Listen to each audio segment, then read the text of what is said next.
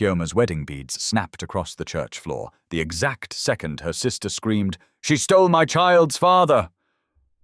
The congregation gasped. Heads turned, phones rose.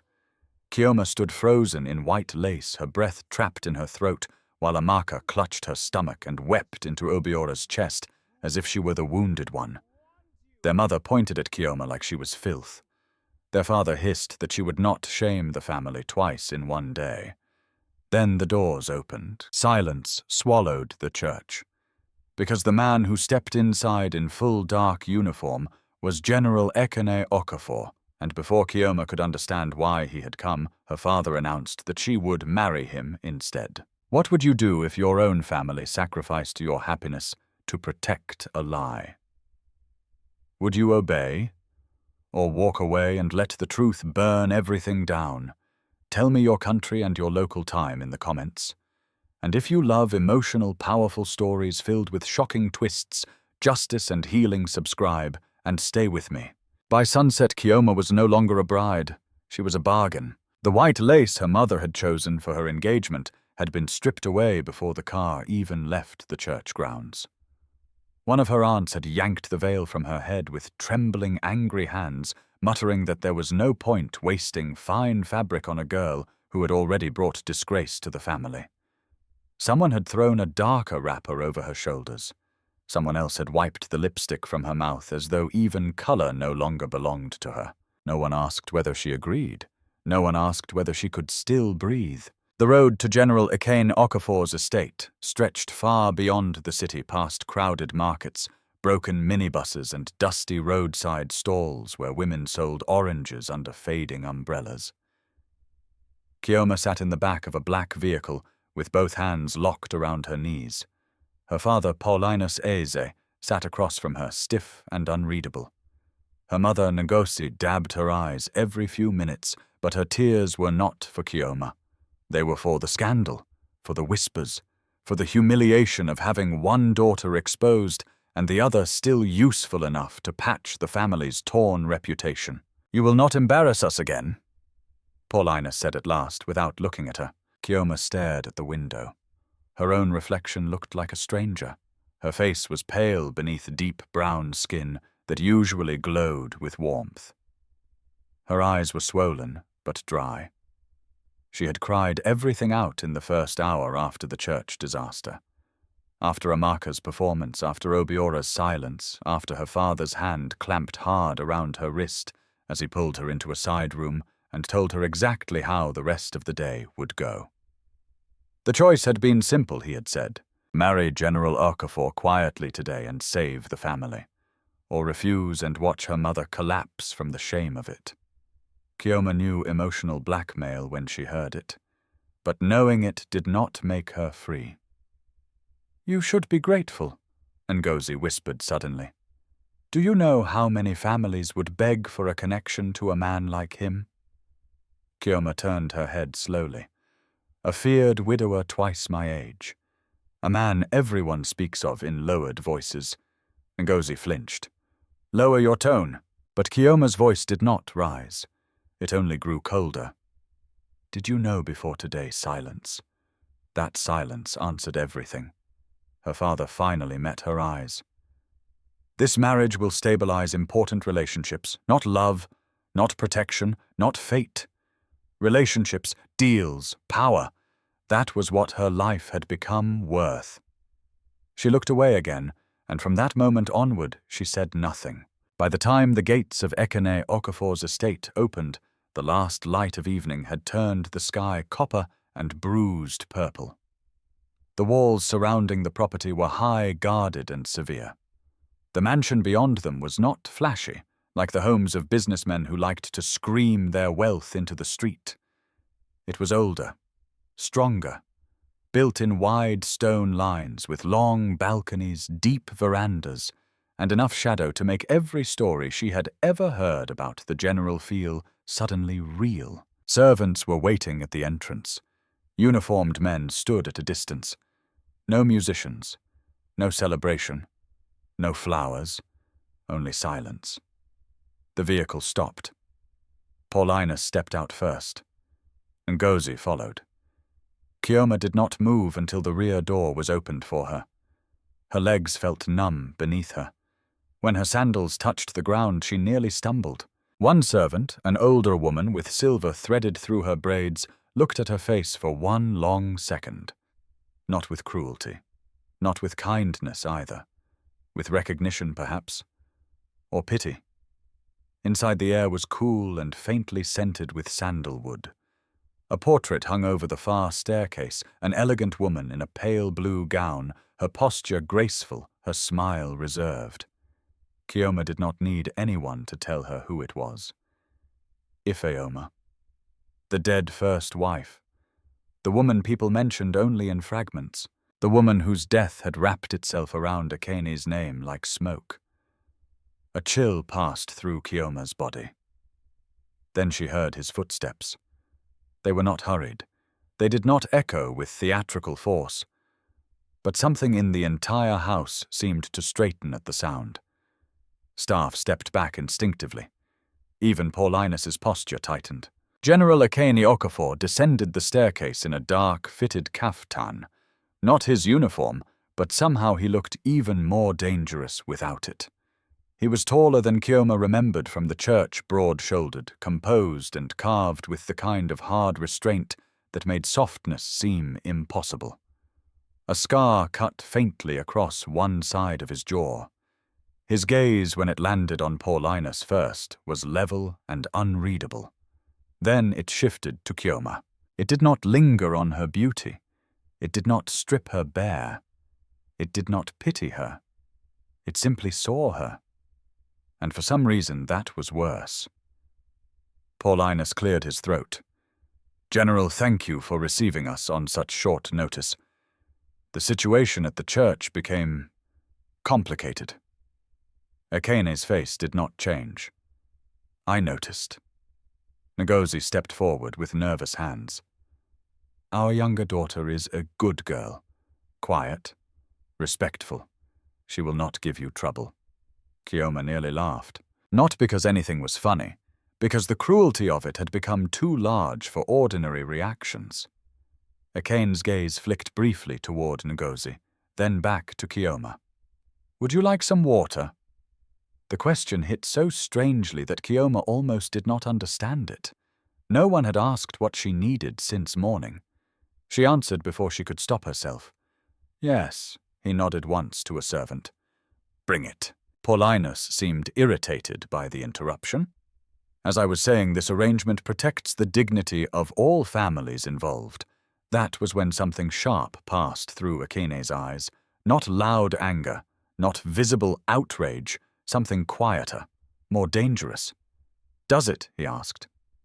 Paulinus hesitated. "General," Ekene descended the last step. "You bring me a daughter whose engagement collapsed publicly less than 3 hours ago. She has clearly been crying. She has not spoken unless directly addressed. And you call this dignity?" The room went still.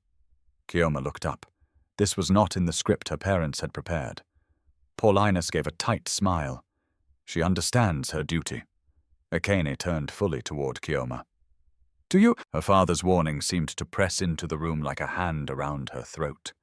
Her mother's tears. Her sister's betrayal. Obiora's face beside Amaka's. The whole day spun inside her chest. Duty. What a convenient word people used when they wanted to bury a woman alive and call it honor. Chioma opened her mouth. Nothing came out because the truth was too dangerous, and the lie was too heavy. Ekene watched her for a long moment, then said, "Leave us." Paulinus blinked. "General, I do not think I was not asking." There was no raised voice, no threat. Yet the force in those 4 words struck the room like a slammed door. Ngozi touched her husband's sleeve at once. For the first time that evening, fear crossed Paulinus's face openly. He glanced at Chioma, perhaps expecting her to protest, perhaps praying she would not. Then he gave a stiff nod and backed away. Within seconds, the room emptied. The last servant set down a tray with a glass of water and disappeared. Chioma and Ekene were alone. She could hear her own heartbeat. Ekene did not move closer. He stood across from her, giving her space that no one else had given all day. "Drink first," he said. Her fingers trembled as she lifted the glass. The water was cold. She had not realized how thirsty she was until the first swallow nearly made her choke. When she finished, he took the empty glass and set it aside. "You may tell me the truth," he said. Chioma let out a broken breath. What truth, whichever one everyone else is afraid of? The tears she thought had died came back with brutal force. She turned away ashamed, but he did not step forward. He did not touch her. He did not order her to stop. "I was supposed to marry Obiora," she whispered. "My sister accused me in front of the church. My parents decided I was easier to trade than defend." Ekene said nothing, so she kept going, maybe because silence had become unbearable. "Everyone says you are merciless," she said, "that your first wife died under your roof and no one dares ask questions, that women in this house vanish into shadows, that you break men with a look, that you—" Her voice cracked. "That if I came here, whatever happened to me next would no longer matter." At that, something changed in his face. Not offense, pain, very brief, very controlled, but real. "When people are afraid," he said quietly, "they prefer stories to facts." Chioma laughed once through her tears. "And which are you? The story or the fact?" He held her gaze. "That is for you to decide in time." She should have hated how calm he was. She should have feared the discipline in him, the stillness, the unreadable strength. Instead, for the first time since morning, Chioma felt the ground beneath her feet stop moving. Then he said the words that shattered every expectation she had dragged into the house with her. "In this home, no one will force your body, your speech, or your loyalty." She stared at him. "You will have your own room," he continued. "Your own key. No one enters without permission, including me. If any member of staff disrespects you, you will report it directly. If you choose not to speak tonight, you will not speak. If you choose not to see your family, you will not see them." Do you understand? Chioma could barely breathe. This was not desire, not possession, not cruelty disguised as order. This was protection, cold, formal, and almost severe in its shape, but protection all the same. Why, she whispered.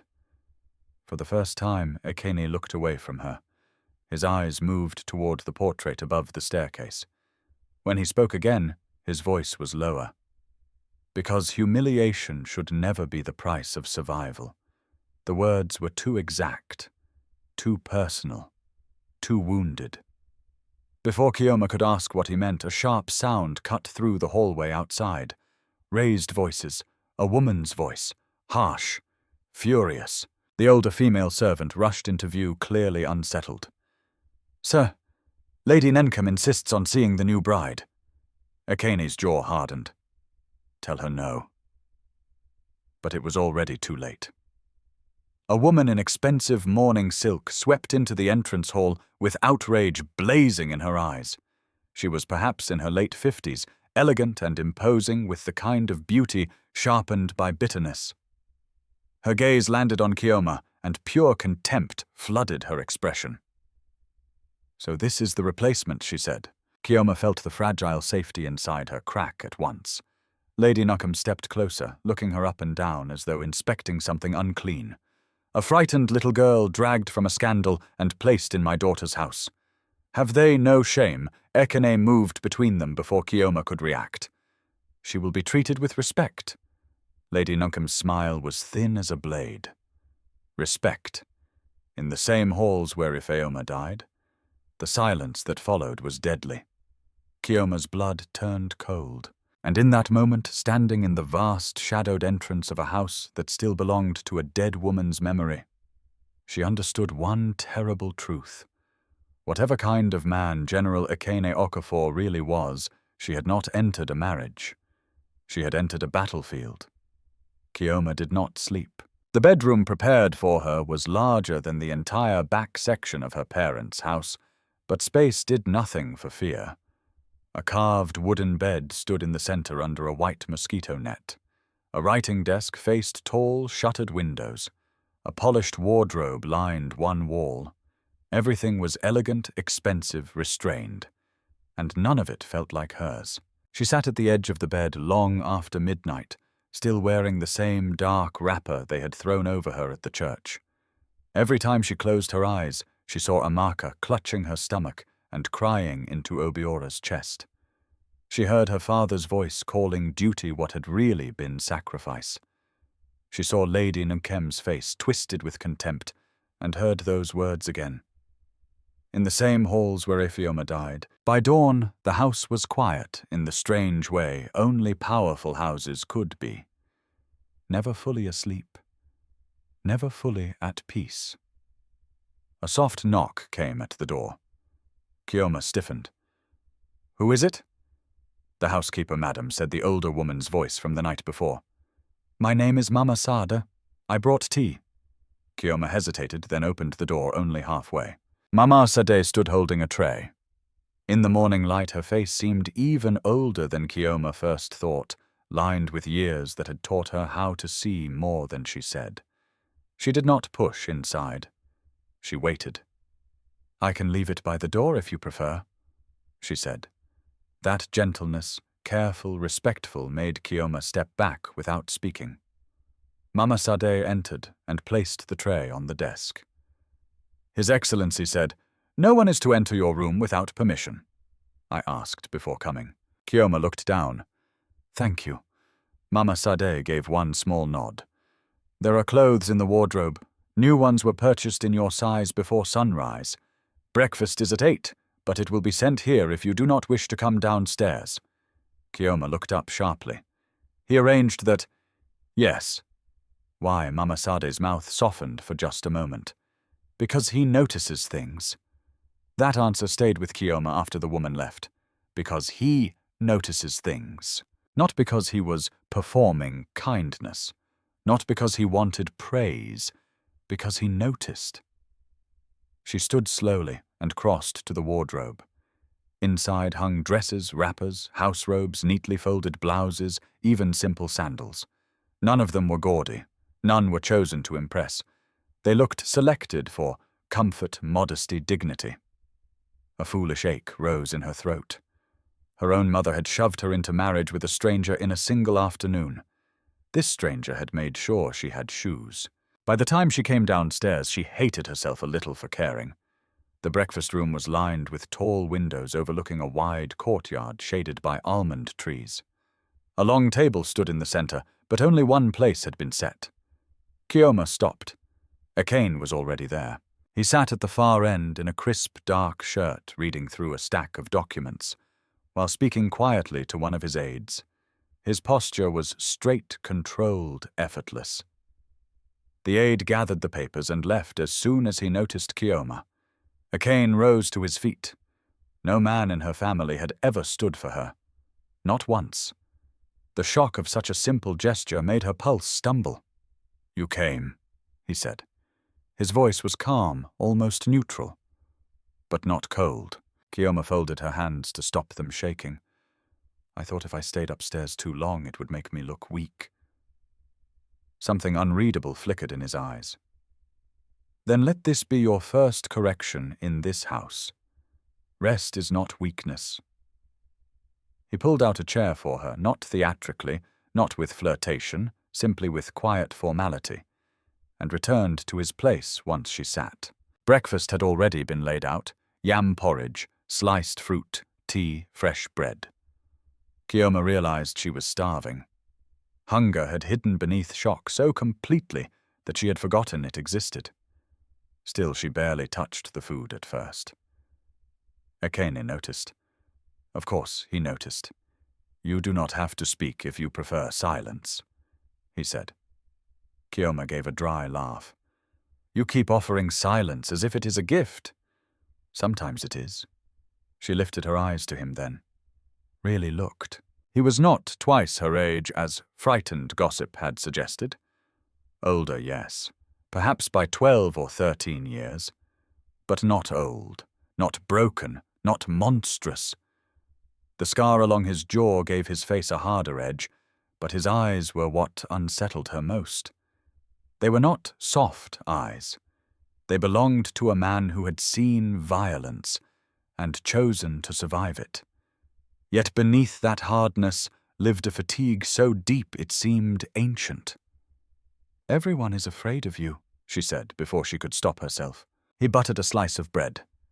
"That saves time." Despite everything, the corner of her mouth twitched. It vanished quickly, but he had seen it. A strange quiet passed between them. Then the sound of children laughing floated in from the courtyard. Chioma blinked. "There are children here, yes. Yours no." He set down the knife. "They belong to men who died under my command." Something inside her stilled. He followed her gaze toward the windows. Some of their families could not keep them in school. Some had nowhere safe to leave them during the day. So they come here after lessons. Tutors are provided. Meals, too. Chioma turned fully toward the courtyard. 3 children ran beneath the trees, chased by a young woman with exercise books tucked under one arm. One little boy nearly tripped, and the young woman scooped him up laughing before setting him back down. That image did not fit the legend of General Ekene Okafor, not even a little. Before she could ask anything more, a second figure appeared outside, a man with a limp and one empty sleeve pinned neatly at the shoulder. Ekene rose without a word and moved toward the window. He opened the door leading to the veranda and stepped out. Chioma remained seated, but her eyes followed him. The one-armed man saluted awkwardly. Ekene stopped him halfway with a hand to his shoulder. They spoke quietly.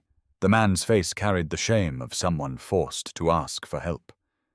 Ekene listened without interruption, then reached into his pocket, wrote something on a card, and handed it over.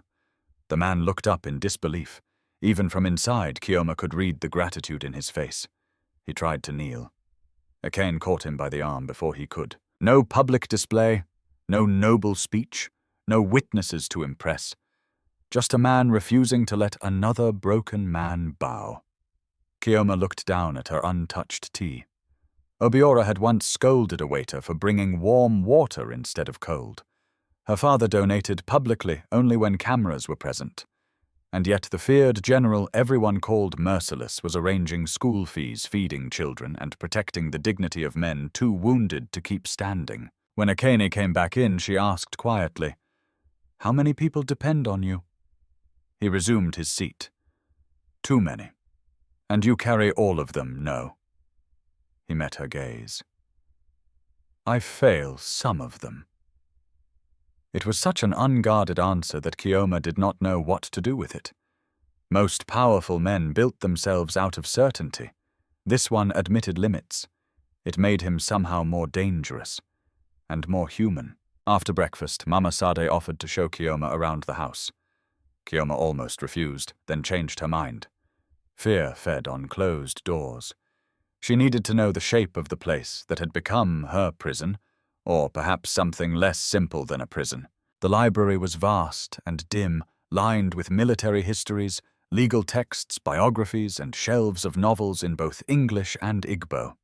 The chapel room was small, private, severe. The southern veranda overlooked vegetable gardens and staff quarters. On the western side stood an old wing quieter than the rest of the estate. Mama Sade slowed there. "Those rooms are seldom used now," she said. Chioma noticed it immediately. A closed corridor, polished but somehow untouched by ordinary life. At the far end stood a dark wooden door with a brass handle. Locked. Something in the air around it felt wrong. Not ghostly, not theatrical. Held, as if pain had been folded into the walls and taught to wait. "Was that Ifeoma's room?" Chioma asked. Mama Sade's face became unreadable. "Some rooms should not be entered carelessly. That is not an answer. It is the only one I can give." Chioma stepped closer despite herself. The corridor smelled faintly of cedar and old polish. Then, just before the door, she saw it. A darker stain caught in the seam between 2 floorboards near the threshold. small, old, scrubbed 100 times perhaps. But there. Her breath stopped. Blood. Or what had once been blood. She turned slowly toward Mama Saad. You said she died of illness. I did not say that, the older woman replied. Chioma's pulse pounded in her ears. Then tell me what happened. Mama Sade looked at the locked door, then back at Chioma with something that resembled sorrow. In this house, she said softly, truth comes with a cost. Be certain you are ready to pay before you ask for more of it. Before Chioma could answer, footsteps sounded behind them.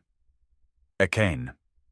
He had approached silently enough that both women turned at once. His eyes moved from Chioma's face to the locked door, then to the dark stain near the floorboards, and for the first time since she met him, the composure in his expression shifted, not into anger, into alarm. Leave us, Mama Sade. The woman bowed her head and withdrew. Chioma did not move. What happened in that room? Ekene's jaw tightened. Not today. Why not today? Because you are not ready. Pain shot through her at once, hot, sharp, humiliating. Do not decide for me what I can survive. His gaze hardened. And do not mistake caution for control. The words struck between them.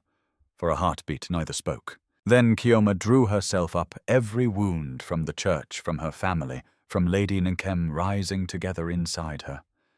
Everyone keeps telling me pieces, she said. My parents lied. My sister lied. This house breathes rumors. Your dead wife's mother looks at me like I stepped into a grave.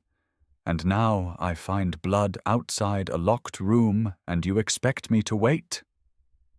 Ekene's face changed again. Not colder. Sad. A deep, exhausted sadness that made him look older than he had at breakfast.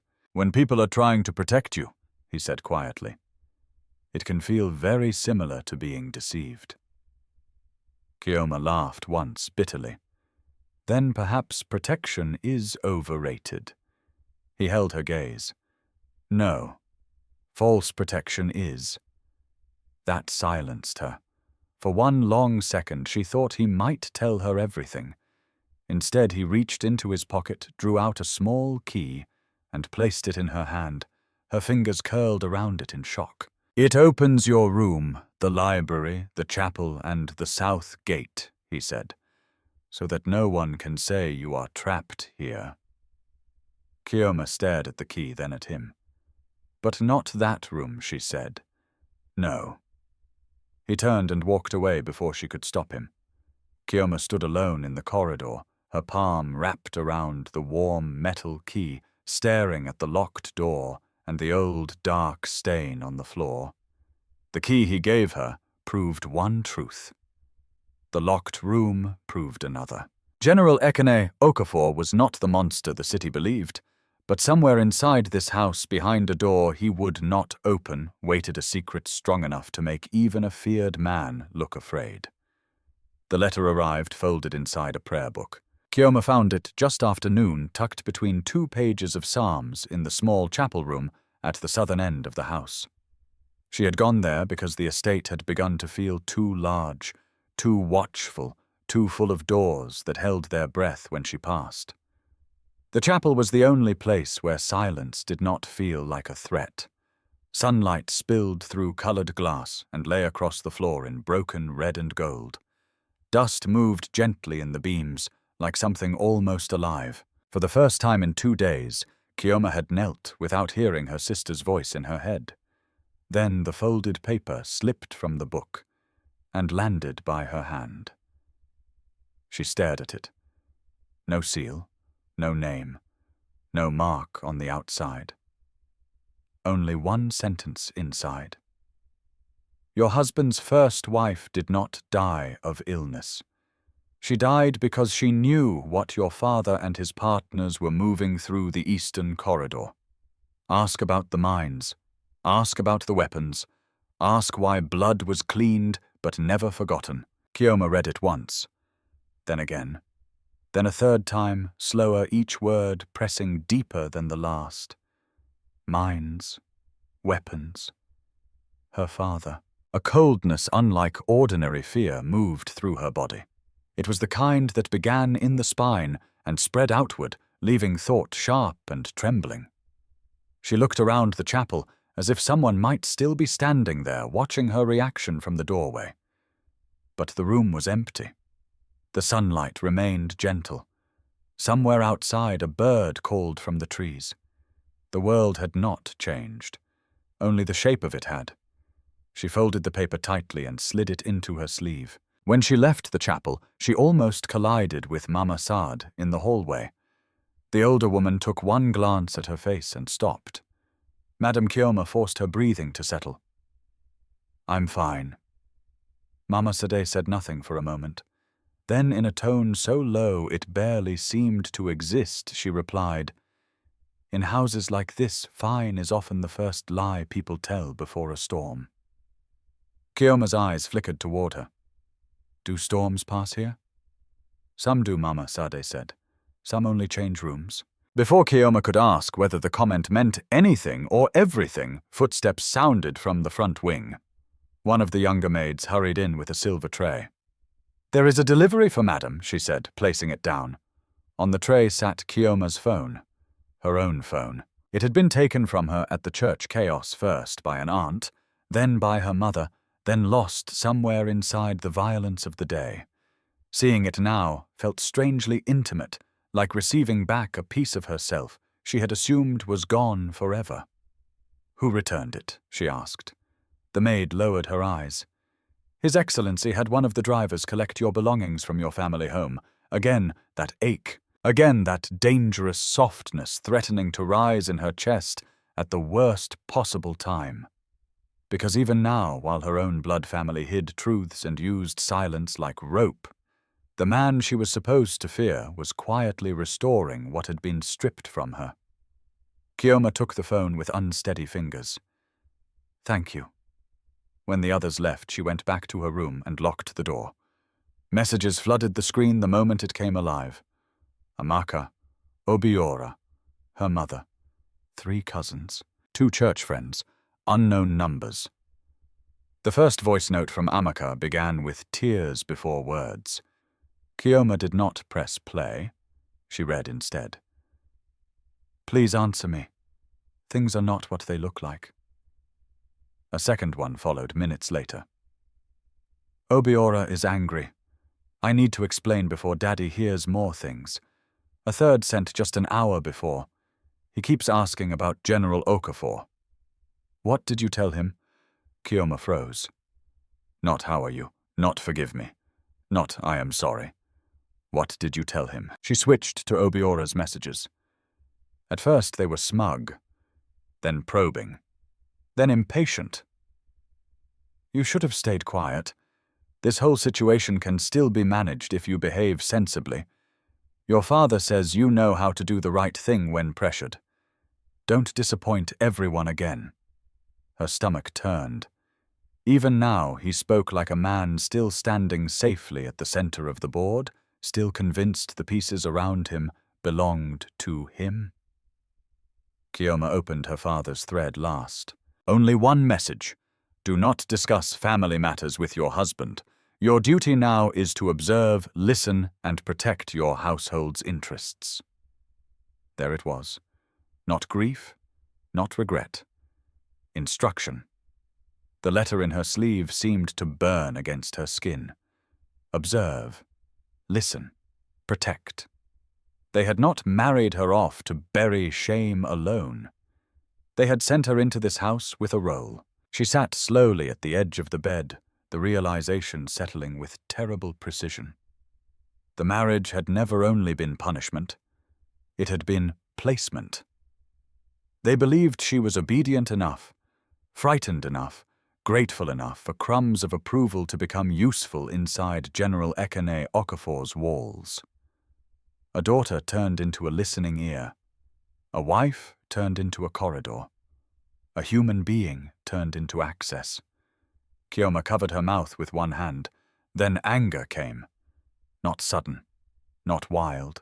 Deep, it rose from a place below, tears, below humiliation, below heartbreak. It came from the part of her that had stayed quiet for too long, while other people named her sacrifice virtue. If this letter was true, then her family had not only betrayed her. They had used her to stand near a man they might already have wronged in ways no marriage could cleanse. A sharp knock broke the silence. Chioma hid the letter beneath a folded wrapper. "Who is it? His Excellency asks whether you would join him in the courtyard," came the voice of an aide. She nearly refused. Then she changed her mind. If the house was a battlefield, she needed to stop crouching like prey. When she reached the courtyard, the children from earlier were gathered under the almond trees with slates and exercise books. A tutor sat with them on a woven mat, guiding them through arithmetic, while a smaller boy fought sleep against his own shoulder. On the far side, 2 wounded veterans played a quiet game of draughts at a low table. No one was idle. No one was ornamental. Even the calm felt purposeful. Ekene stood near the garden wall in a simple dark shirt, with the sleeves rolled once at the wrists. A little girl of perhaps 7 clung to one side of him while he listened to a young widow explain something in a rush of embarrassed words. The child's sandal strap had snapped. That was all. Chioma saw it when the woman bent. Ekene crouched without ceremony and inspected the broken strap as if it mattered. That image undid something in her. He called for one of the staff, instructed that new shoes be bought before sunset, then added quietly that the old pair should be repaired anyway. "She may still need them in the village," he said. The widow's eyes filled at once. He did not wait for thanks. He simply stood, and as he turned, he saw Chioma watching. For half a second neither moved. Then he crossed the courtyard toward her. "Are you unwell?" he asked. It almost angered her that he could see it so easily. "No." He glanced once at her face, then toward the tutor and children. "You are lying." She folded her arms. "You seem to have a gift for detecting that." "I have had practice." The answer might have sounded almost dry in another man. In him it carried history. Chioma looked past him at the little girl with the broken sandal. "You help all of them, all I can." "Why?" He studied her for a moment, as if weighing whether she was asking out of politeness or need. "Because power that does not shelter the weak is only another form of hunger." The line struck her hard enough to leave her silent. Her father had always spoken of power as inheritance. Obiora spoke of it as victory. Ekene spoke of it as responsibility. No wonder men like Paulinus and Obiora needed stories to darken his name. Men burdened by conscience were far harder to buy, Chioma said quietly. "Do you know what people outside this house say about you?" He looked toward the wounded veterans. "Most of it. And it does not matter. It matters." He paused. But not enough to stop doing what must be done. There was no vanity in it, no demand to be admired. That made it worse. Or better. She had not decided. A scream tore across the courtyard before she could speak again. High, sharp, terrified. Everyone turned at once. Near the open gate, one of the younger helpers had stumbled backward, dropping a basin of laundry as a motorbike swerved too close to the entrance. The rider had snatched a school satchel from the shoulder of a girl standing by the wall and was trying to speed away. The little girl screamed again. Ekene moved before thought completed itself in anyone else. 1 second he stood beside Chioma. The next he was already running. The motorbike kicked up dust as the rider aimed for the open road, but Ekene cut across the courtyard with a speed that seemed impossible for a man built like stone. He seized a long bamboo rake from a gardener's hand without breaking stride and hurled it low toward the rear wheel. It struck. The bike skidded violently. The rider cursed, lost control, and crashed hard into the edge of a drainage trench. By the time 2 guards reached him, Ekene was there first. But he did not beat the man, did not kick him, did not perform rage for the watching crowd. He disarmed him, pinned him with precise force, and ordered the guards to search him. Inside the satchel was not only the child's books, but a second smaller package wrapped in cloth. One guard opened it. A handgun.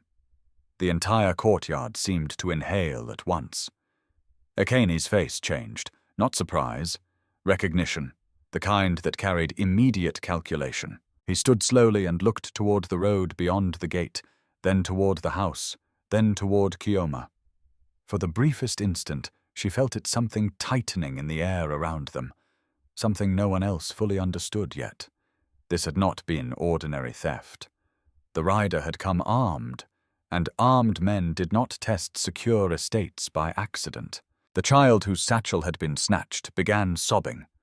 Ekene handed her gently to the tutor, then gave clipped instructions to lock the outer gate and double the watch. When he turned back, Chioma was already pale. He saw it. Of course he saw it. "What is it?" he asked. She wanted to say nothing, wanted to protect the last fragile piece of certainty she still possessed. But the letter inside her sleeve seemed heavier now. The messages on her phone felt poisonous. The gun at the gate had turned suspicion into motion. Storms only changed rooms, Mama Sade had said.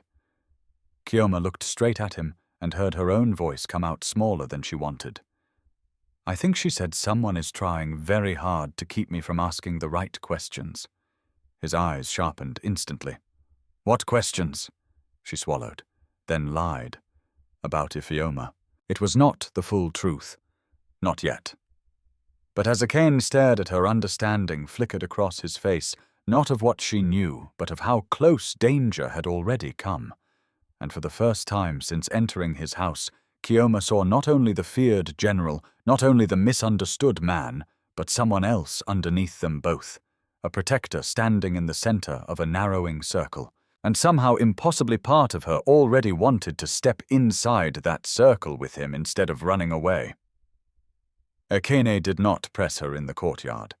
That unsettled Chioma more than questioning would have. After the armed intruder was dragged away and the outer gate sealed, the estate moved with the disciplined quiet of a place used to danger. The children were escorted inside. The tutor gathered the scattered books with trembling hands. The wounded veterans rose more slowly, exchanging glances that said this was not the first time trouble had come sniffing at the general's walls. And through all of it, Ekene remained terrifyingly calm. He spoke to his guards in short, precise instructions. "Search the man. Check the road. Call the police unit he trusted, not the nearest station. Verify whether the number plate was real. Keep the children in the north wing until further notice. No raised voice, no wasted movement, no panic." The whole household seemed to take its shape from him. Chioma stood near the veranda steps, one hand pressed lightly against her sleeve, where the letter still hid, and watched the man her family had tried to paint as a brute restore order with nothing but discipline and authority. Even his anger, if it existed, moved beneath the surface like buried fire. When he finished speaking to the guards, he turned to her. "Walk with me." It was not an order. It was not quite an invitation either. But she went. They crossed into the western garden, where thick hedges blocked the house from view, and the evening wind moved through tall frangipani trees. Somewhere beyond the walls, the city pulsed with ordinary life traffic generators, hawkers' music from roadside bars. Here the air felt strangely suspended.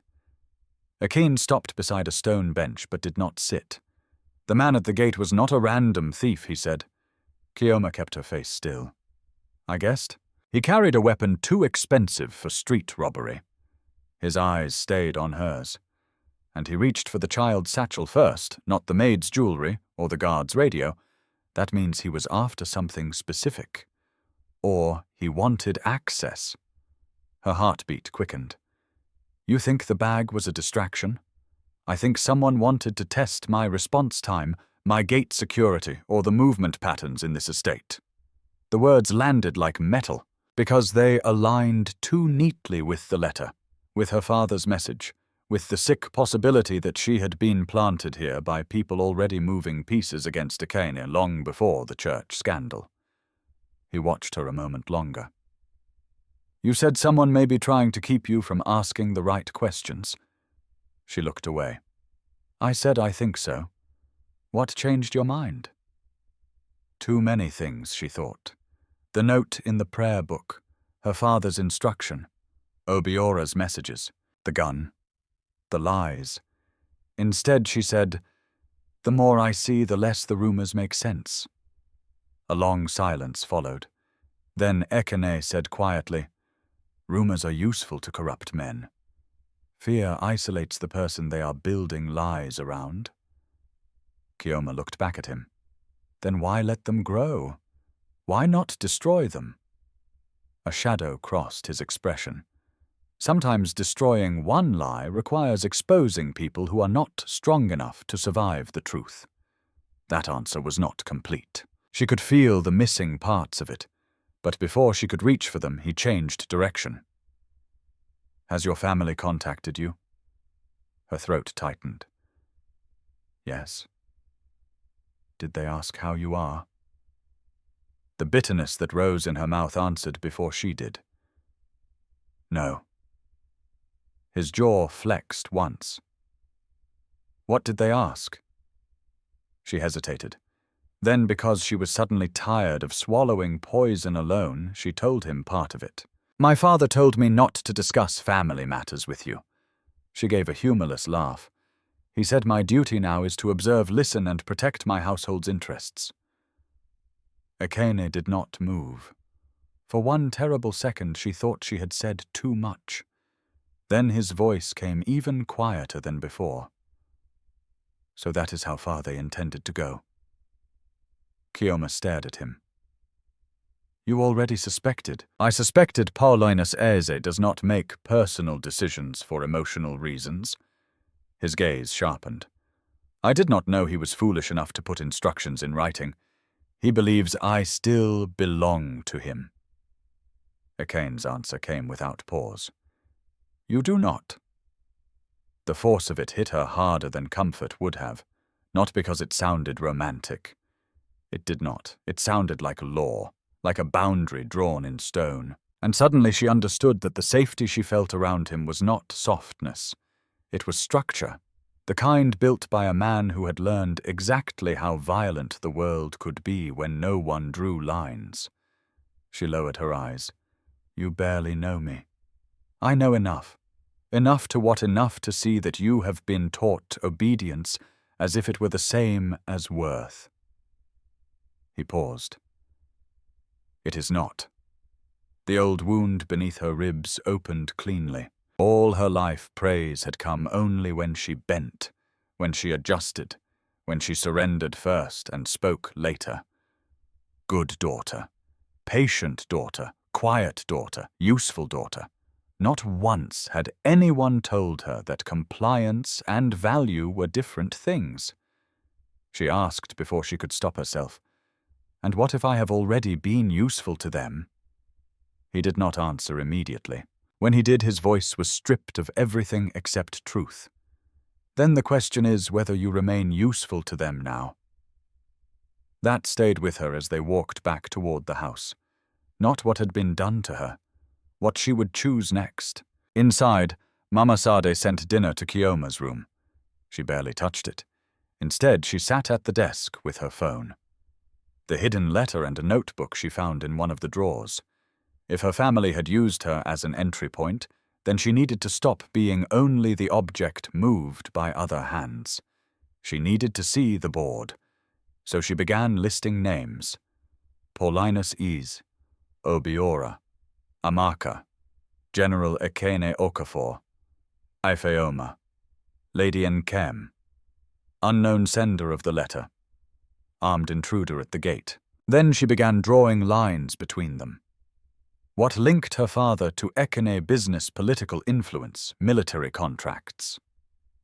What linked Obiora to her father strongly enough that the older man would protect him even after publicly disgracing one daughter?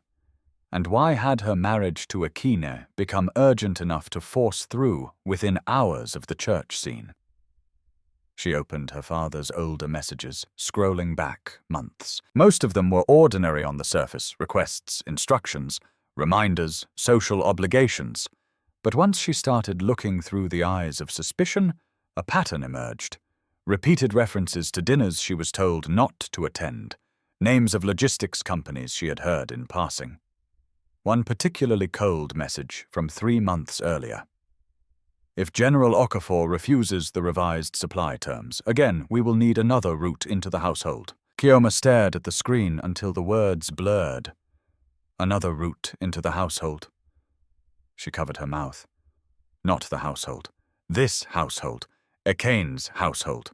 Her father had been planning access before the wedding disaster, before Amaka's fake pregnancy scandal, before Chioma herself understood she was being led toward a cliff. The church humiliation had not created the plot.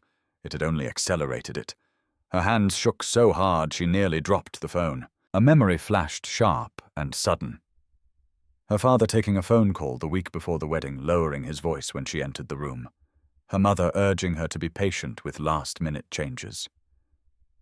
Obiora acting distracted, then oddly relieved whenever her family postponed formalities. Amaka watching all of it with secret brightness in her eyes. They had all known something. Maybe not every detail, but enough. Chioma rose abruptly and crossed to the window for air. The estate grounds were dark now, except for security lights along the perimeter and a warm glow from the main veranda below. She could just make out 2 guards changing shifts. Her phone vibrated. Amaka. This time Chioma answered. For a second there was only breathing. Then Amaka's voice came smaller than Chioma had ever heard it. Thank God. I thought you blocked me. Maybe I should have. Chioma, listen to me. Things are getting bad.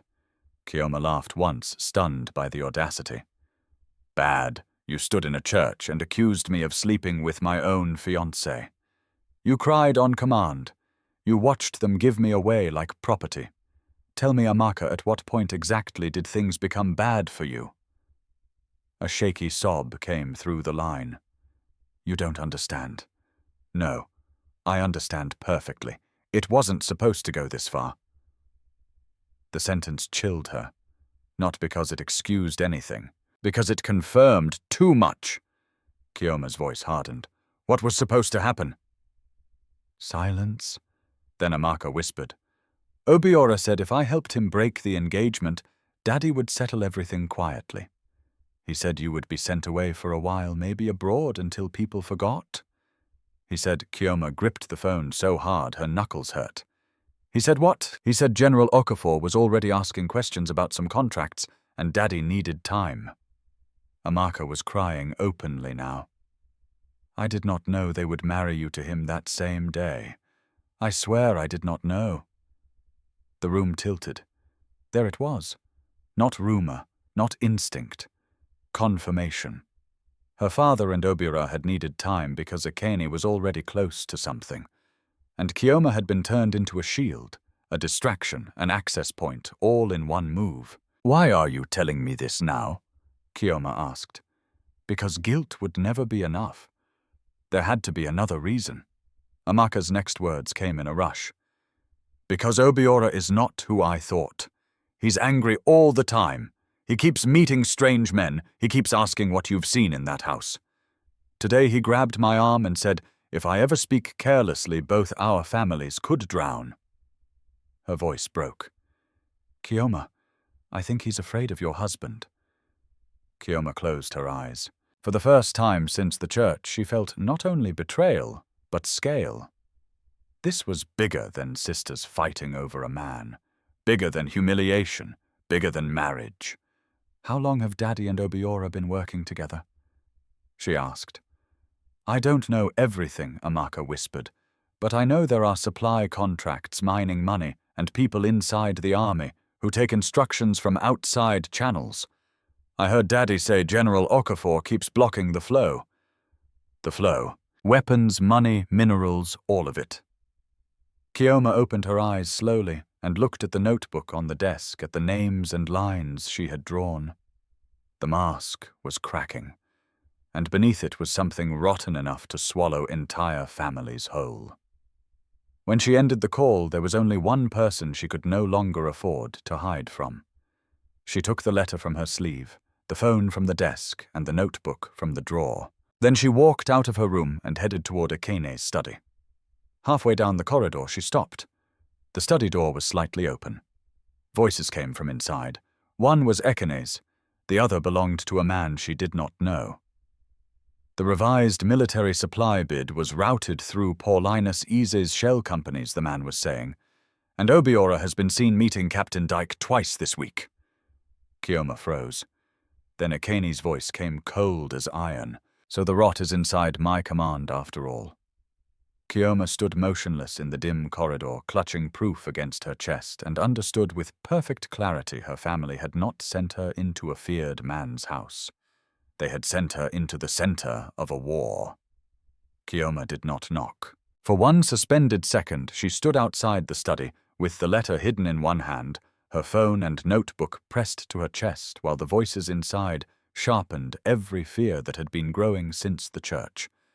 Then she pushed the door open. The room fell silent at once. Ekene stood behind a broad wooden desk with maps files and 2 open folders spread before him. Across from him sat a lean, middle-aged man in plain clothes, his posture alert even in stillness. He turned sharply toward the door, one hand moving on instinct toward the inside of his jacket, before freezing when he saw Chioma. Ekene's expression changed immediately. Not annoyance, concern. Chioma. She stepped inside and closed the door behind her. Her heartbeat pounded so hard it blurred the edges of the room. You need to hear this now. The unknown man glanced at Ekene for instruction. He stays, Ekene said quietly. This is Colonel Musa. You may speak freely. May. Not must. Not explain yourself, not justify why you had been listening at doors. That small distinction nearly broke her. Chioma crossed the room and set everything on the desk in one motion.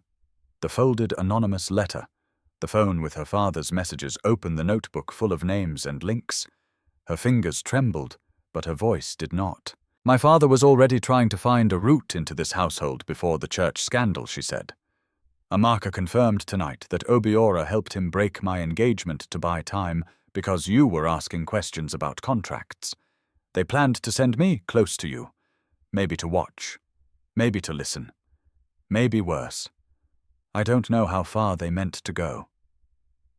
Colonel Musa picked up the letter first. His face hardened as he read.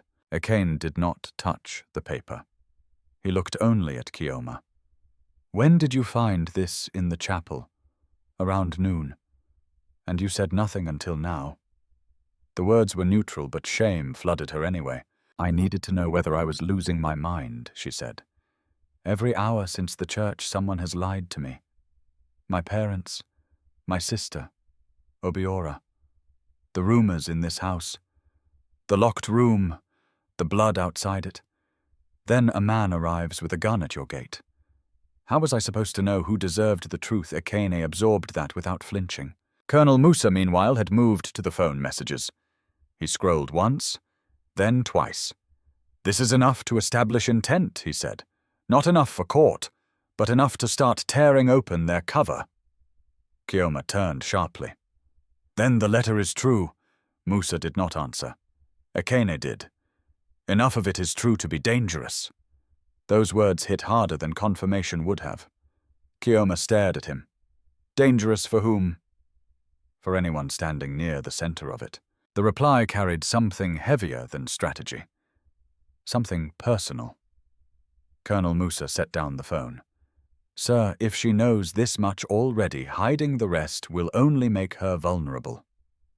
Ekene's jaw flexed. For the first time, Chioma saw him caught between 2 instincts. Protection and truth. The tension of it seemed to carve itself into the room. Finally, he looked at Musa. Give us the room. The colonel hesitated only a second before nodding. He gathered the files he needed, left the phone and letter where they were, and passed Chioma with a brief look that carried no pity, only recognition. Then the door clicked shut behind him. The study grew very quiet. Outside, a generator hummed in the distance. Somewhere farther off, a guard called the hour change. Inside the lamp on Ekene's desk cast warm light over maps, reports, and the hard lines of his face. Chioma spoke first. "Tell me about Ifeoma." He did not answer immediately. Instead, he came around the desk and stood opposite her, close enough for honesty, far enough for restraint. "When I married Ifeoma, he said at last, I still believed good institutions could survive bad men if the right people fought hard enough." Chioma did not move. She was not weak. He continued. She was not ornamental. She saw through things quickly. Too quickly. A pause. At first, what she noticed looked like corruption of the ordinary kind. Inflated invoices, missing inventory, fuel diversions, procurement fraud, the kind of rot people excuse because it becomes normal. His voice had gone flat in the way voices do when the pain is old enough to be organized. Then the pattern widened. Shell companies. Security permits granted through back channels. Mining shipments altered on paper. Military supply vehicles rerouted. Not just theft. Movement. Weapons in and minerals out. Money laundering through supposedly legitimate contracts.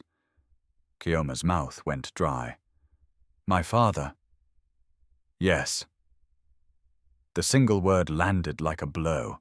She gripped the back of a chair to stay steady. Ekene went on. "Paulinus Eze was never the only one. Men like him thrive in networks. Businessmen, local officials, officers who wanted more than salary could buy. Some of them are dead now. Some are in office. Some still wear uniforms. And Ifeoma found proof. She found enough to become a threat." Chioma forced the next question out. "Did she tell you yes? Then why was nothing exposed?" A shadow crossed his face. "Because by the time I understood how deep the network ran, they had already shown me what they were willing to do." He turned away then, only briefly, one hand braced on the edge of the desk, as if memory had weight. "They targeted her younger sister first," he said. "Adeza. She was ill even before any of this began, fragile heart, recurring seizures. They intercepted her medication once, sent photographs of the route she took to school, left a message in our car promising that if I moved too fast, the next coffin would be small." Chioma's breath caught. So that was the missing piece. Not cowardice, not indifference. Leverage. Ekene faced her again. "I tried to move them quietly. I tried to build a case without exposing the witnesses. I tried to separate the outer ring from the core, but I was slower than they were." The room seemed to tighten around the next silence. "When Ifeoma died," he said, and for the first time his voice roughened the official report, called it sudden illness. Chioma stared at him, unable to blink. That report was false. She was poisoned. Pain moved across his face so quickly she might have missed it if she had not already been learning his silences. "She had hidden copies of documents I didn't know existed," he said. "They wanted them. She refused to say where. By the time I got to her, it was—" He stopped. Too late. Chioma felt tears gather before she could stop them. "And everyone blamed you," she whispered. "I allowed it." "Why?" "Because if the city believed I had become a cold widower, no one could approach, fewer people would connect her death to the investigation. And because keeping the truth sealed bought time to hide Adeze." He looked toward the darkened window. "I buried my wife and my name on the same week." The study disappeared for Chioma, then not literally but emotionally, the way the world narrows when grief steps forward and makes all ordinary furniture irrelevant. All this time the city had painted him a monster. All this time he had worn the ugliness because naming the real killers would have exposed a sick girl they could easily finish. No wonder Lady Nuckham's bitterness had curdled into cruelty. To her, silence had looked like surrender. Another betrayal. Another coffin. Chioma wiped her face angrily. "And my family was part of that." Yes. The truth did not come softened. He respected her too much for that. Obiora, too. Ken's mouth hardened. A later entrant. Ambitious, reckless, useful. Men like him attach themselves to older corruption like parasites to a wound. She laughed once through tears. That sounds exactly like him. For the first time that night, the corner of Ekene's mouth moved not quite a smile, but the memory of one. It vanished almost instantly. Chioma looked down at the desk at her own phone, at the evidence of her father's instructions. Shame rose again heavier than before. You married me knowing who my family was. I married you knowing what they were trying to do. She looked up sharply. He held her gaze. Do not confuse the two. The line struck deep. All her life she had been treated as an extension of the family name, property stamped with inherited loyalty. But he kept separating her from them, again and again, as if he could already see the line she had not yet fully dared to cross. Why agree to the marriage at all, she asked. Why not refuse at the church? Why not expose them there? His answer came quietly. Because when your father announced it, I saw your face. She frowned, not understanding. You were in shock, publicly humiliated, surrounded by people ready to push you anywhere if it saved their own image. If I had refused in that room, Paulinus would still have found a way to use you. Only then you would have been sent somewhere less visible, less protected, and easier to break. Chioma felt the floor shift under her again. So even that terrible moment at the church had not been simple acceptance. It had been intervention. A grim one. Imperfect. But intervention all the same. You chose the battlefield, she said. I chose the place where I could keep watch. That was when the last of her fear of him broke. Not all fear. Some people are too formidable to become harmless, but the fear that he might be cruel, selfish, or morally empty dissolved completely. In its place came something more dangerous. Trust. Still fragile, still bruised, but alive. She drew a slow breath. Amaka called tonight. His gaze sharpened, and she admitted the pregnancy accusation at the church was false. The words tasted bitter. Obiora told her the plan was only to break my engagement and delay things. She says she didn't know they would force me to marry you that same day. Ekene's expression did not soften, but something in it settled. Another piece into place. She is frightened now. Yes, he's become violent, controlling. He keeps asking what I've seen here. And does she want forgiveness, Ekene asked, or rescue? Chioma thought of her sister's shaking voice, the cracks in it, the selfishness still tangled with fear. Both, she said honestly. He nodded once. At least that is truthful. A painful laugh escaped her. Then the laughter died, and a silence deeper than the others rose between them. Not empty, charged. Chioma looked at him fully, perhaps for the first time, without suspicion standing between them. You said in the courtyard that rumors isolate the person they are built around. Yes? You have been isolated for years. His answer was almost inaudible. That was part of the design. She took a step closer before thinking. I'm sorry, she said. For Ifeoma. For the poisoned years. For the name he carried like punishment. For the fact that her own blood had helped place that burden there. Something changed in his face then. Not weakness, not relief. Something quieter and rarer. The look of a man receiving compassion he had not asked for, and perhaps no longer expected. You did not kill my wife, Chioma. No, she whispered.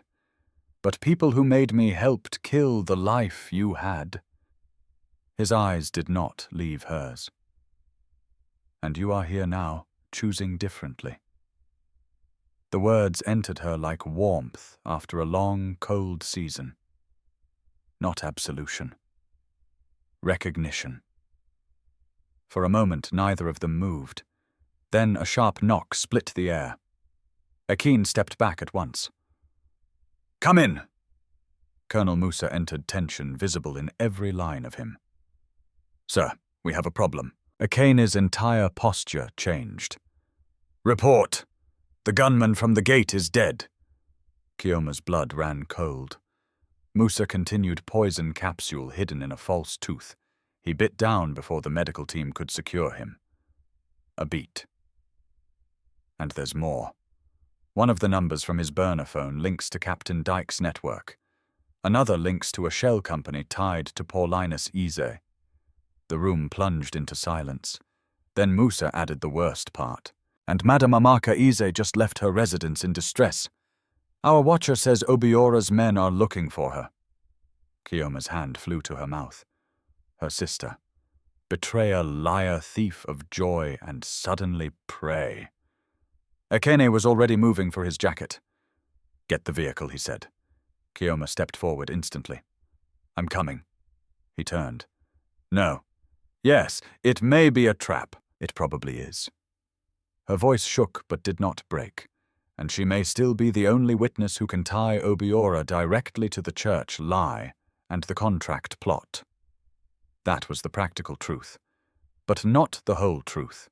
The whole truth was uglier and more human after everything she still could not bear, the thought of Amaka disappearing into the same darkness that had swallowed Ifoma. Ekene read all of that anyway. For 1 second they stood in the center of the study with war rising around them. Then he said, Stay beside me, no matter what happens. Chioma met his eyes and answered with the steadiness of someone stepping across a line she could never uncross. I will. And as they rushed out together into the night, Chioma understood that the war her family had dragged her into was no longer only about betrayal, marriage, or shame. It had become a race, to save a guilty sister before guilty men silenced her forever. The convoy found Amaka before dawn, not because luck had suddenly become kind, but because fear made careless people fast. Obiora's men had moved too openly through a neighborhood already awake, with generators, prayer calls, and market women dragging crates into position. Ekene's driver cut through the back roads, while Colonel Musa coordinated from the front vehicle, and 20 tense minutes later they found Amaka crouched behind a shuttered pharmacy, near an unfinished building, barefoot, shaking and bleeding from one elbow. When Chioma stepped out of the car, Amaka looked up with the face of someone who had run out of lies and finally discovered that terror strips beauty faster than age ever could. Chioma. The name broke into a sob. Chioma stopped 2 steps away. For one suspended moment, the sisters only stared at each other under the weak yellow wash of a street lamp. The last time they had faced one another, Amaka had been draped in false tears and righteous performance, one hand on her stomach, the other wrapped around Obiora like a trophy. Now her hair was half loose, her wrapper torn, her knees, dust streaked her eyes, swollen with panic. Justice Chioma thought did not always arrive looking noble. Sometimes it arrived looking exhausted and humiliated in a side street before sunrise. Musa's men checked the building first. Ekene stood watch near the vehicle, one hand inside his jacket, his gaze moving between the shadows, the road, and the sisters. He did not rush them. He did not intrude.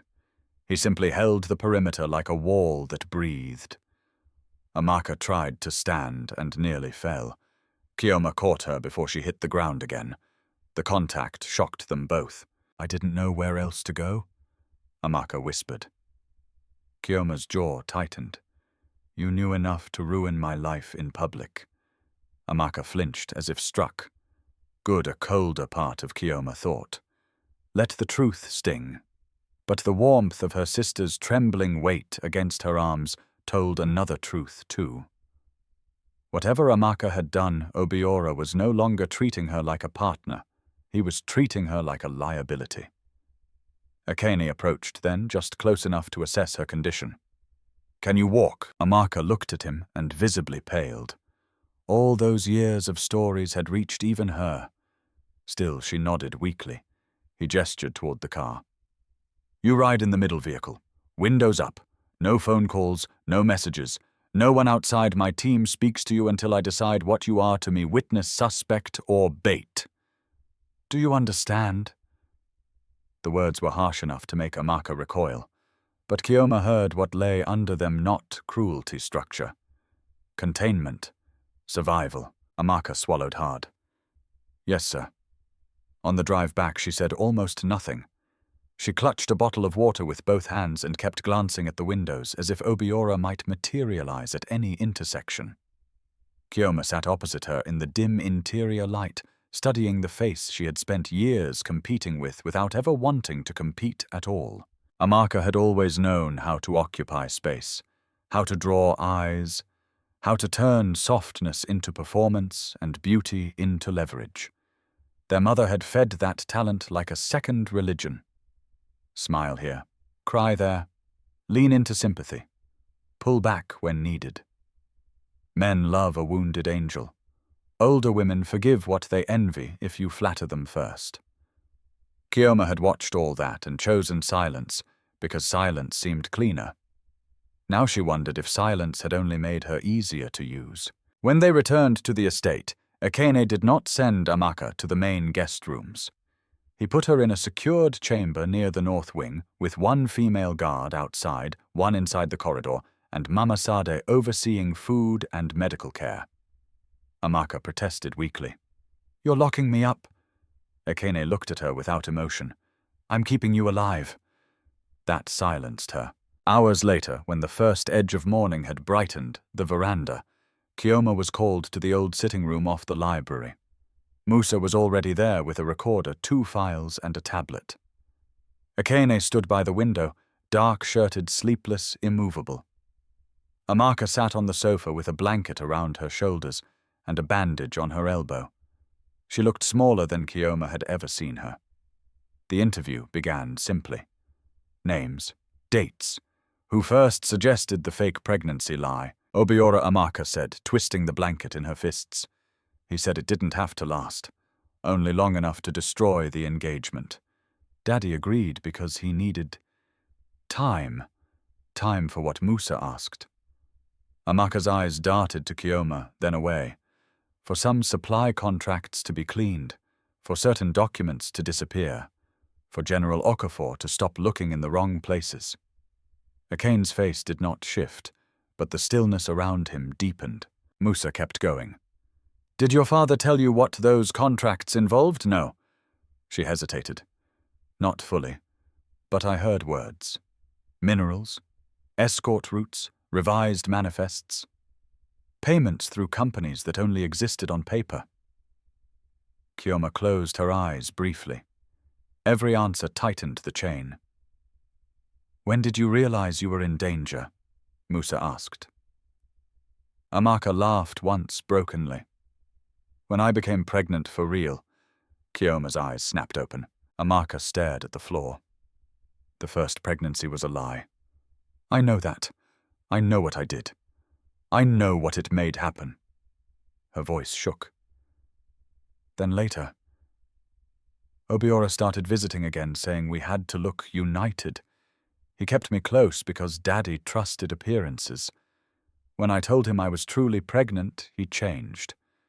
At first he said we would fix it. Then he said a child complicated inheritance, public image negotiations. Tears slipped down her face. Last night he asked whether I had told Chioma anything. When I said no, he squeezed my arm so hard I thought he would break it. This morning I heard him telling someone on the phone that loose mouths had to be dealt with before the military ceremony next week. Chioma went cold. The military ceremony. The event in the outline of danger was moving closer. Musa leaned forward. "What ceremony?" "A public commendation at the civic parade ground." Amaka whispered. "Sponsors' officers, business leaders, press. Daddy said it would be the perfect place to reset the narrative if General Okafor embarrassed himself." Ekene finally spoke. "How?" Amaka's gaze lifted to him, terrified. "I don't know everything. I swear. But Obiora said there would be evidence. He said once the story changed, everyone would stop asking who moved what through the eastern corridor because all attention would turn to you." The room went still. Manufactured scandal. Public disgrace. Perhaps worse. Musa wrote something down. Then he asked the question Chioma had been carrying like a stone in her chest. "What do you know about Ifioma Okafor's death?" Amaka's face emptied. For a second, Chioma thought she truly knew nothing. Then Amaka whispered, "Only one thing." No one moved. "I heard Daddy and Mother arguing the week after the funeral," she said. "Mother said no amount of money was worth what had been done. Daddy told her to stop acting innocent because she had enjoyed the contracts long before she asked where they came from." Her mouth trembled. Then he said, "If that woman had kept her hands out of the files, she would still be alive." Chioma felt the blood drain from her body. The room blurred at the edges. Her mother had known. Maybe not everything, maybe not in advance, but known enough afterward to stay. To stay in the house, at the table, in the marriage, in the comfort purchased by poison.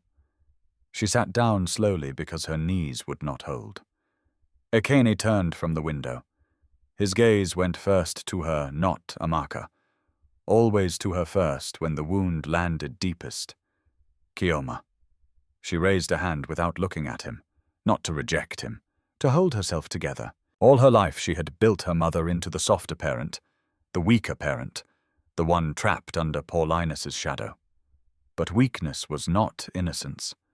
Silence was not innocence.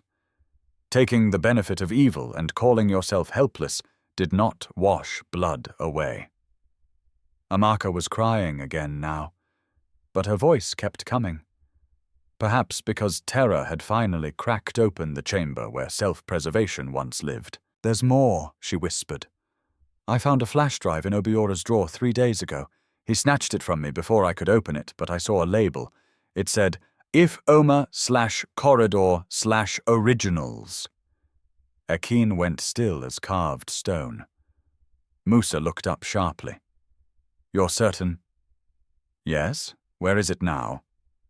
"In a locked case in his study, hidden behind framed business awards." She wiped her face. "He keeps a second phone there too. Different SIM. He never lets it out of his sight unless he's bathing." That changed everything. Musa was already shifting into action mentally. Warrants, surveillance, retrieval, timing. But Chioma barely heard him.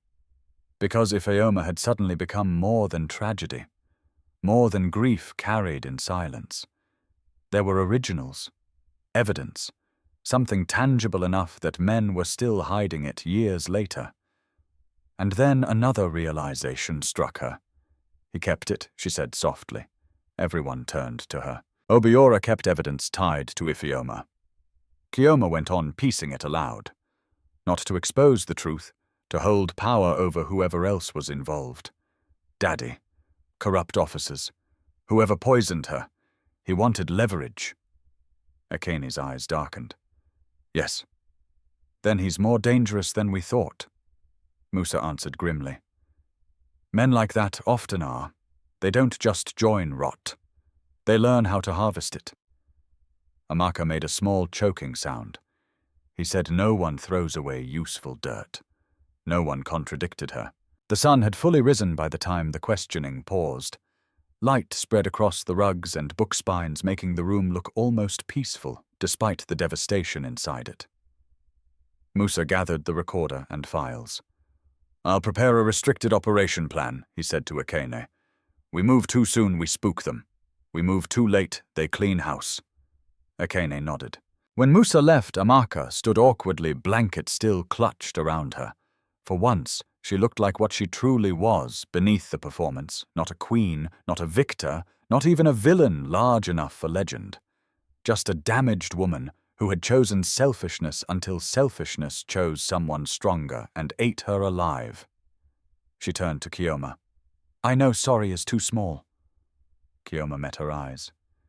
"Yes," she said. Amaka swallowed. "I wanted what was yours because I thought if I had it, I would finally feel chosen." The confession was so naked it almost angered Chioma more. All this ruin born from hunger wrapped in vanity.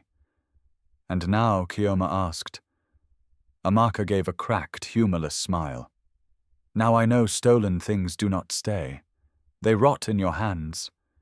That at least sounded true. Chioma did not forgive her. Not then. Maybe not soon. But neither did she turn away when Amaka's hand shook. Because justice and cruelty were not the same thing, and she was learning that difference from the man everyone else had called monstrous. When Amaka was led back to the secured room, silence settled over the sitting room. Ekene remained where he stood, waiting, not pushing, not speaking first. Chioma rose slowly. My mother knew enough to stay silent, she said. My father built contracts out of blood. My sister fed the lie that delivered me here, and Obiora is hoarding evidence like a jackal guarding bones. Ekene held her gaze. Yes. She looked at the morning light, then back at him. I thought the worst pain was being unwanted by my own family. A shadow passed across his face. He knew better. But it isn't, she said. The worst pain is realizing they had chances to stop being what they were, and each time they chose benefit over truth. He took one step closer. That realization can either break a person or free them. Chioma studied him. The man who had buried his wife and his name together. The man who had carried suspicion to shield the vulnerable. The man her family had tried to infiltrate, smear, and perhaps destroy. And somewhere between pity-respect and the fierce calm he kept placing around her, whenever the ground gave way, admiration opened fully at last. Not the admiration of fantasy. Something deeper, the kind that begins when truth survives scrutiny. What happens next? She asked. Ekene's voice was quiet. Next we decide whether to pull the evidence out of the dark, or force the dark to expose itself in public. Chioma looked toward the corridor where Amaka had disappeared toward the locked wing where Ifeoma's ghost still shaped the house toward the future ceremony, where lies were being prepared like weapons. Then she made the choice the outline of her life had been pushing toward from the church onward. No more silence, she said. Ekene watched her for one long second, and in his eyes she saw it, recognition. Yes, but something warmer too. Something dangerously close to pride. No, he said. No more silence. And in that moment, standing in the morning light, while the ruins of her family lay exposed around her, Chioma understood a truth that changed everything. The feared general did not merely protect her. He believed in the strongest part of her, before she had fully believed in it herself. By afternoon, the estate no longer felt like a house. It felt like a command center. Men moved in and out of Ekene's study with sealed folders, coded updates, burner phones, and maps of routes around the city. Colonel Musa coordinated a restricted circle of officers whose loyalty had already been tested. No one outside that circle was given the full picture. Not the ordinary police, not the parade committee, not even some of the men who still wore Ekene's uniform with pride. Corruption had too many ears. Caution had become survival. Chioma sat in the library with her father's message thread open again, reading it until the words turned from family language into evidence. Do not discuss family matters with your husband. Observe. Listen. Protect your household's interests. Not a father speaking to a daughter. A strategist instructing an asset. The truth no longer shocked her. What shocked her now was how naturally he had expected her obedience. How many years of conditioning had made him think he could place a knife in her hand and trust she would never ask whose blood it might draw. The library door opened softly. Ekene stepped inside. He had changed from the dark shirt he wore during the overnight search into a plain charcoal kaftan, but exhaustion had not left him. It sat in the shadows beneath his eyes and in the slight delay before he spoke. Still even tired, he carried the same contained force, the sense of a man built not from noise but from decision. Musa has a preliminary plan, he said. Chioma closed the phone and rose. For the ceremony? Yes, she waited. He came to stand beside the long table without sitting. We believe Obiora intends to use the commendation ceremony to destroy my credibility in public. False evidence? Possibly a staged leak? Possibly a direct security incident blamed on my command. Your father likely plans to emerge untouched while letting younger men absorb the first impact. Chioma gave a bitter laugh. That sounds like him. Ekene's gaze rested on her. Amaka's testimony and your messages help us establish motive. But motive is not enough. We need the originals she mentioned, the drive, the second phone, something that ties Obiora and Paulinus to the corridor movement and Ifeoma's death strongly enough that they cannot buy their way back into the shadows. Chioma's heartbeat quickened. Then we take them. We may. The careful wording made her narrow her eyes. He was quiet a moment. Then there is another option. She already disliked it. What option? We allow them to move first. We let them think their plan is intact. We tighten the perimeter, intercept the exchange, and expose the network publicly at the ceremony where they intended to bury me. Chioma stared at him. That is dangerous. Yes. For you.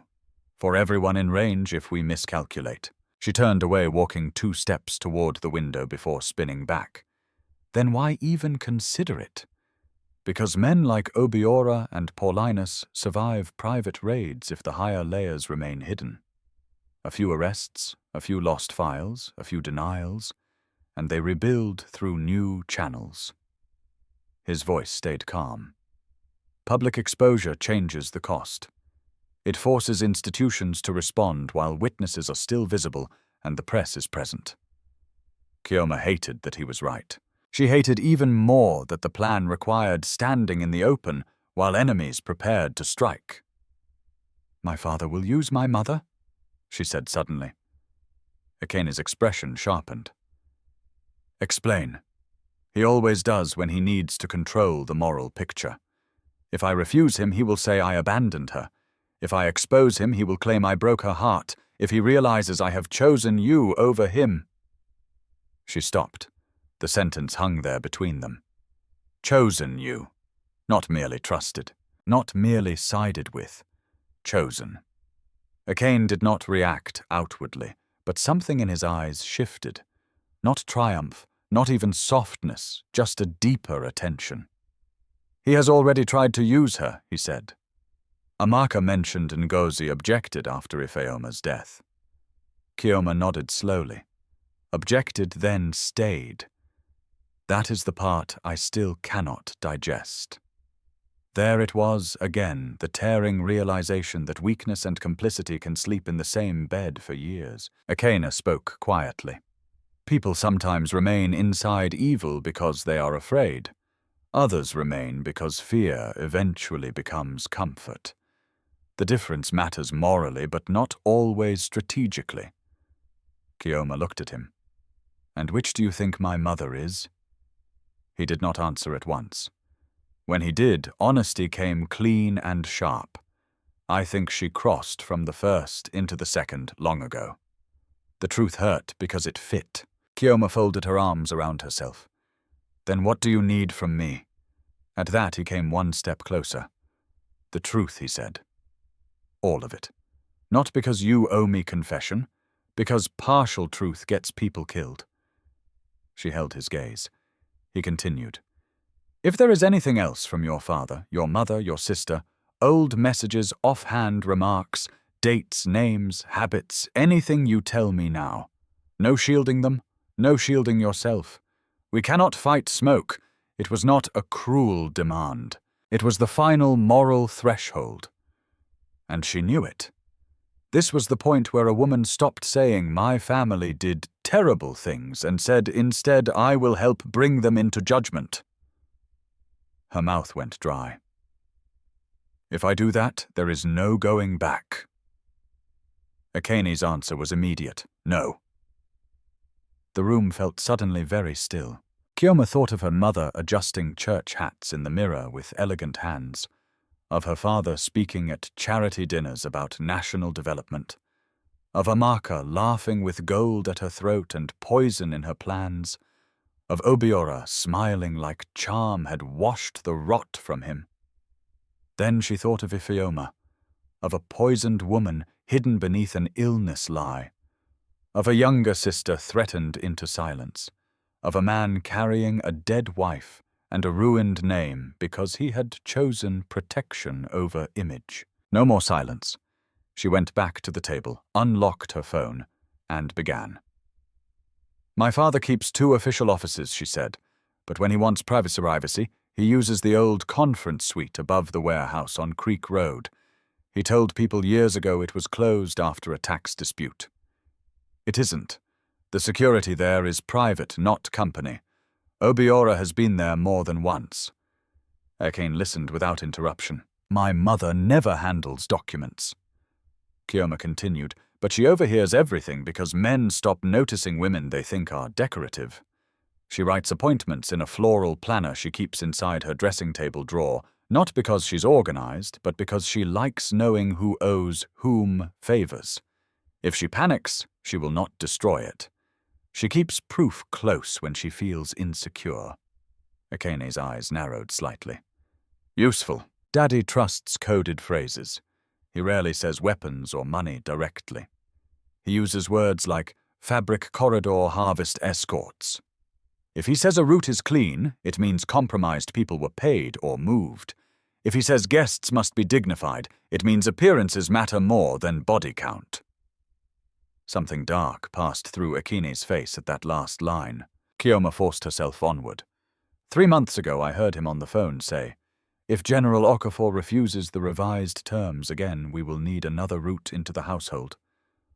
I thought he meant politics. I know better now." Ekene did not speak for several seconds. When he finally did, his voice had lowered. "You are helping dismantle them." The words carried weight, not praise. She nodded once. "I know." He watched her with something like fierce respect. "And I know what it costs." That almost broke her, because he really did know, not abstractly, in the flesh. She looked down. "Part of me still wants my mother to walk through that door and tell me there is some misunderstanding, that she stayed only because she was trapped, that there is one corner of my old life I do not have to bury."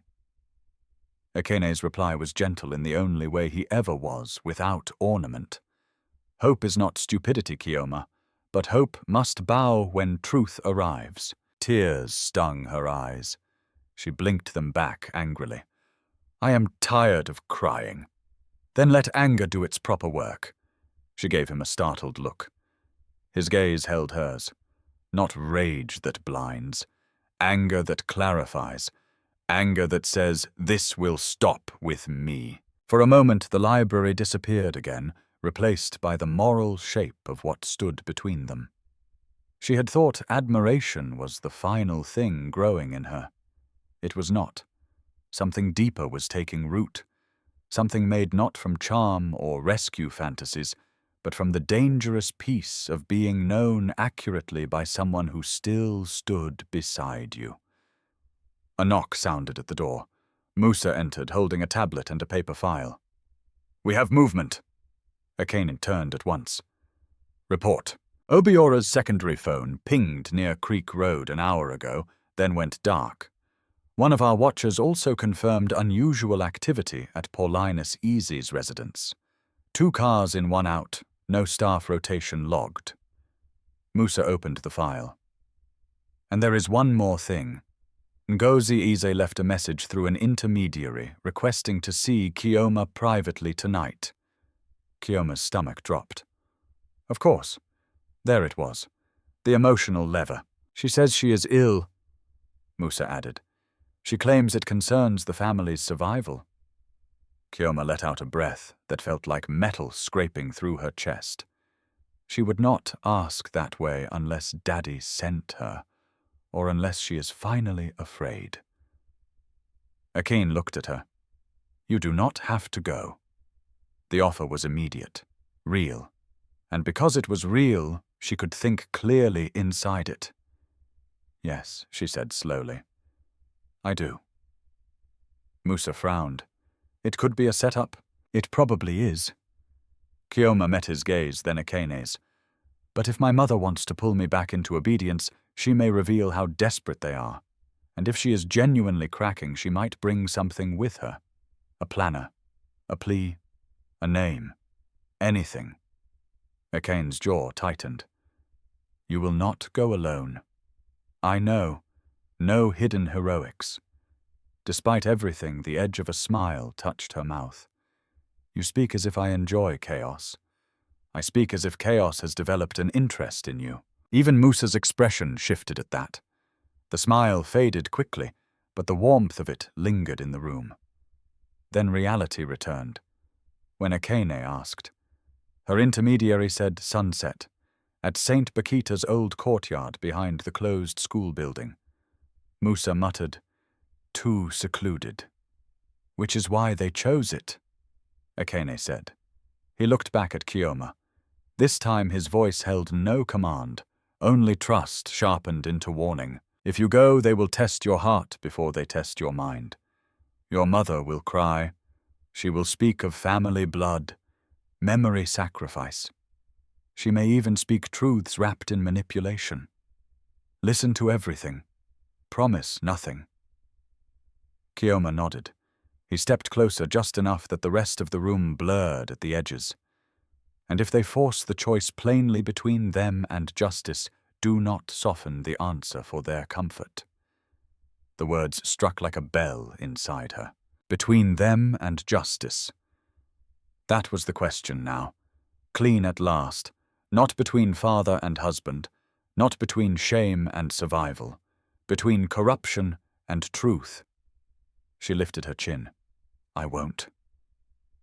For a brief second, something passed over his face that looked dangerously close to admiration returned. Then he said the thing that changed the temperature of her blood. I have admired your courage since the moment you stood in that church and did not collapse while everyone around you lied. Chioma forgot to breathe. The library, the files, the plot, the evening trap awaiting her, everything seemed to fall back from that single sentence. He had admired her.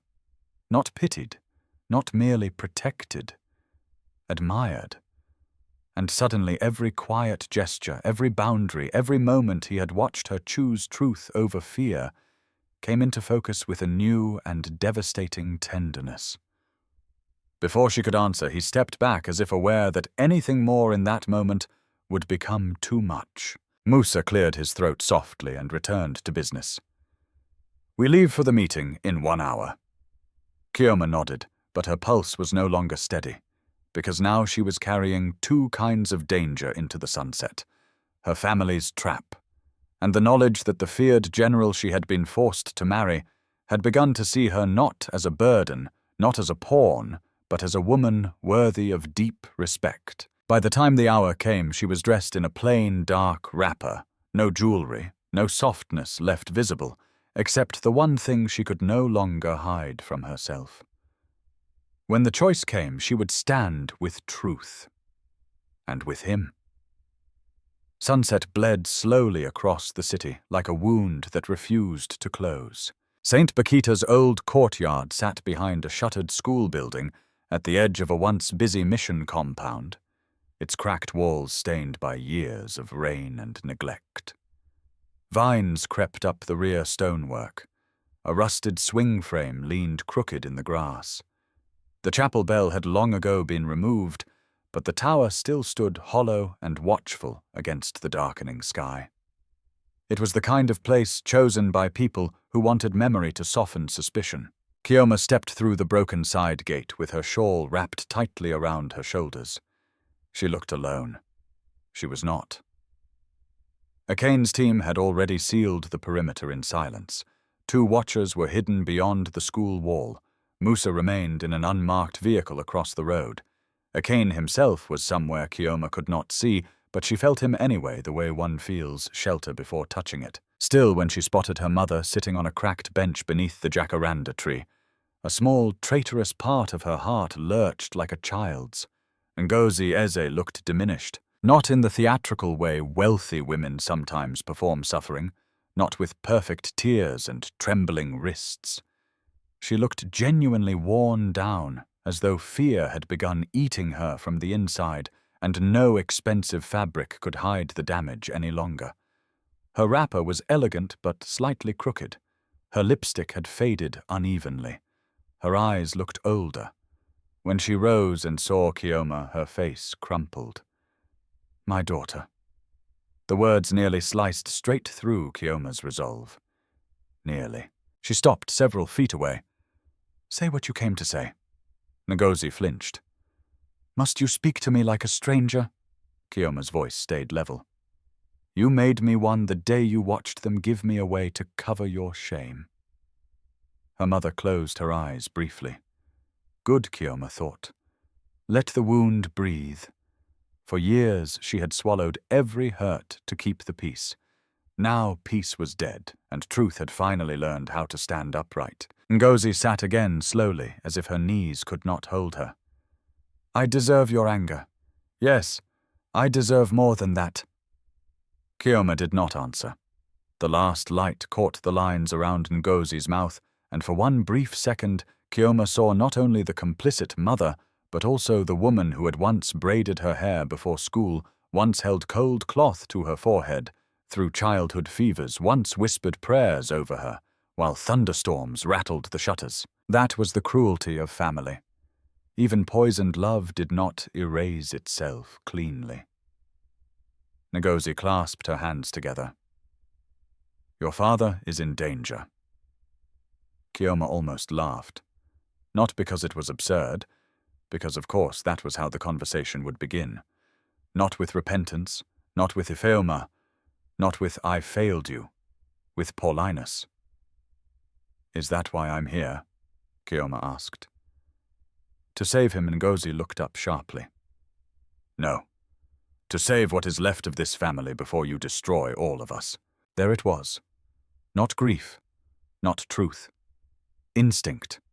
Protect the structure even after it has been built from rot.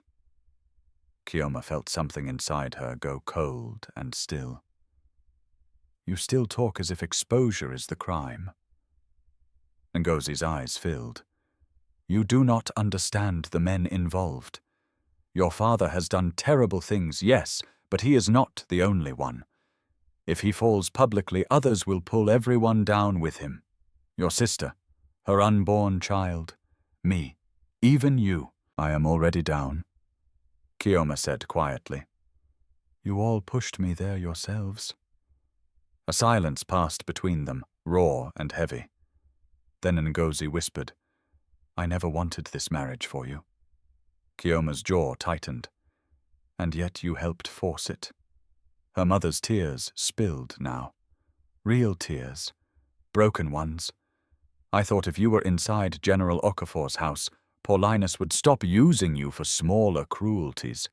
I thought a powerful husband might protect you from your father even if I could not." The words struck Chioma sideways.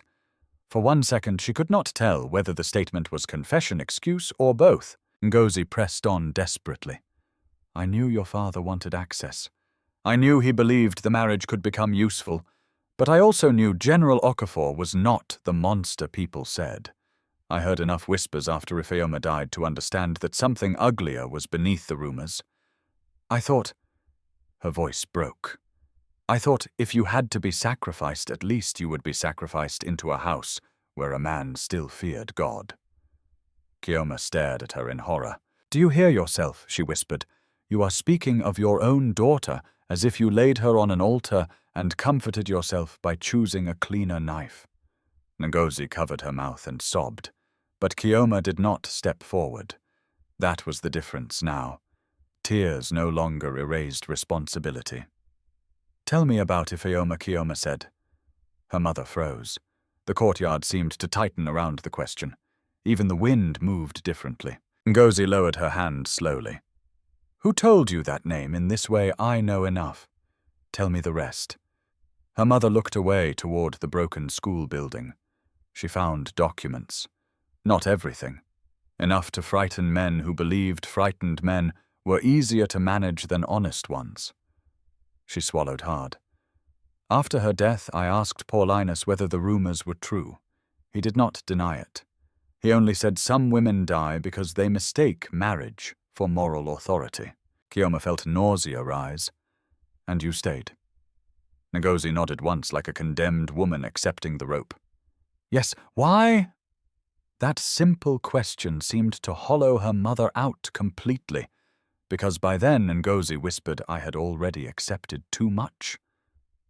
Chioma said nothing, so Ngozi kept going, perhaps because silence was finally more unbearable than confession. I married young. Your father rose quickly. At first it was little things, gifts from men who wanted favors, contracts passed quietly. Envelopes, no one named. I told myself all powerful homes looked like that. Then the money became larger. The lies became stranger. The fear became normal. She twisted her fingers together. Every year I said I would draw a line. Every year I moved it instead. The honesty of that was uglier than denial. Chioma asked, and when he ruined me in the church, Ngozi squeezed her eyes shut. By then I was too weak to stand against him in public.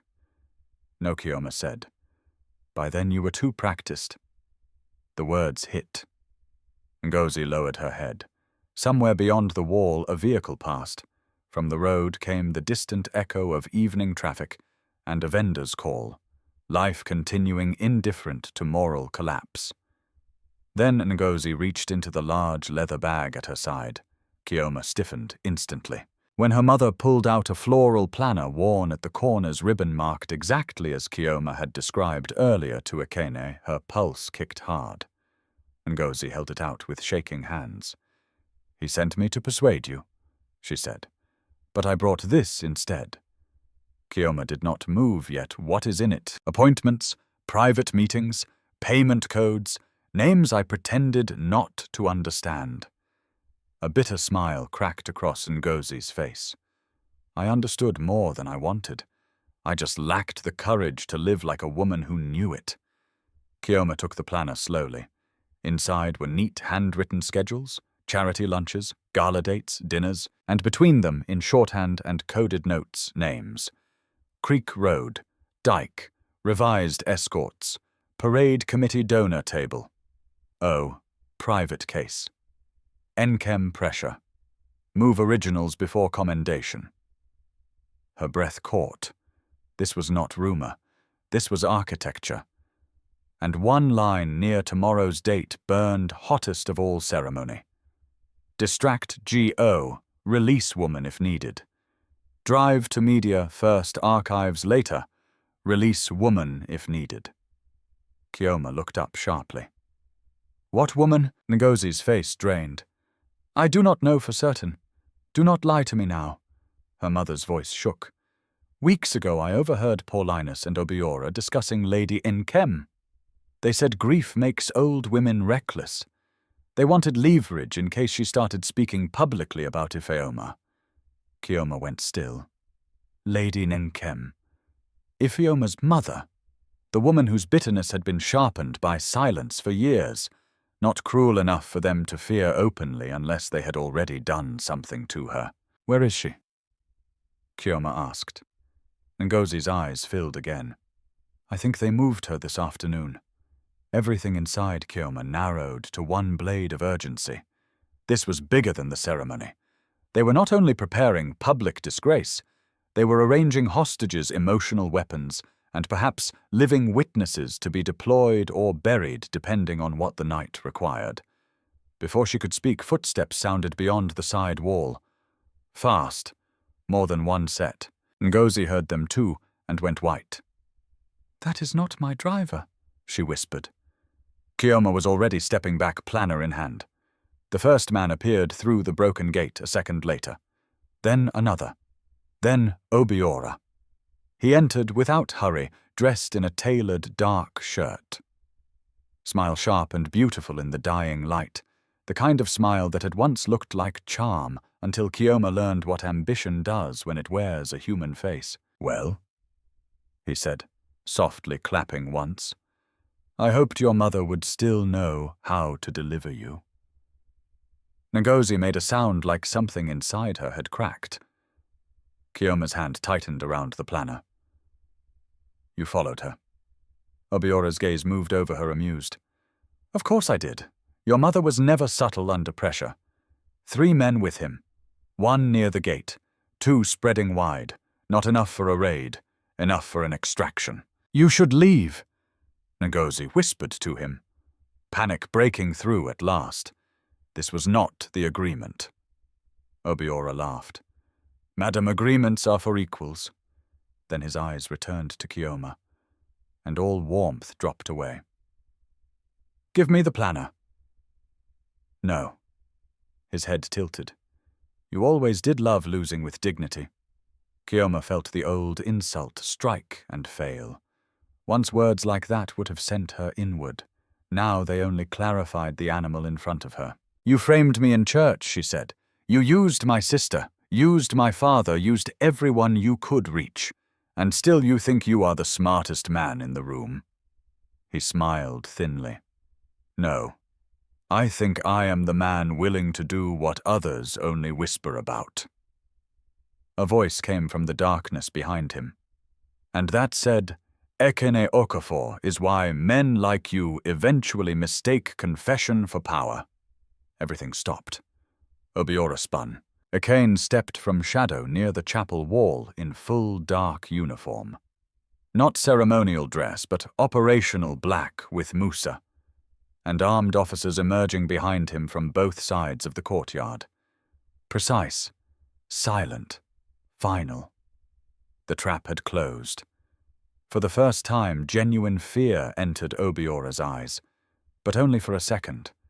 Then he recovered fast, too fast, and smiled again. Smaller now, deadlier. You think this ends with a dramatic entrance? He asked. Musa's men had already surrounded the gate.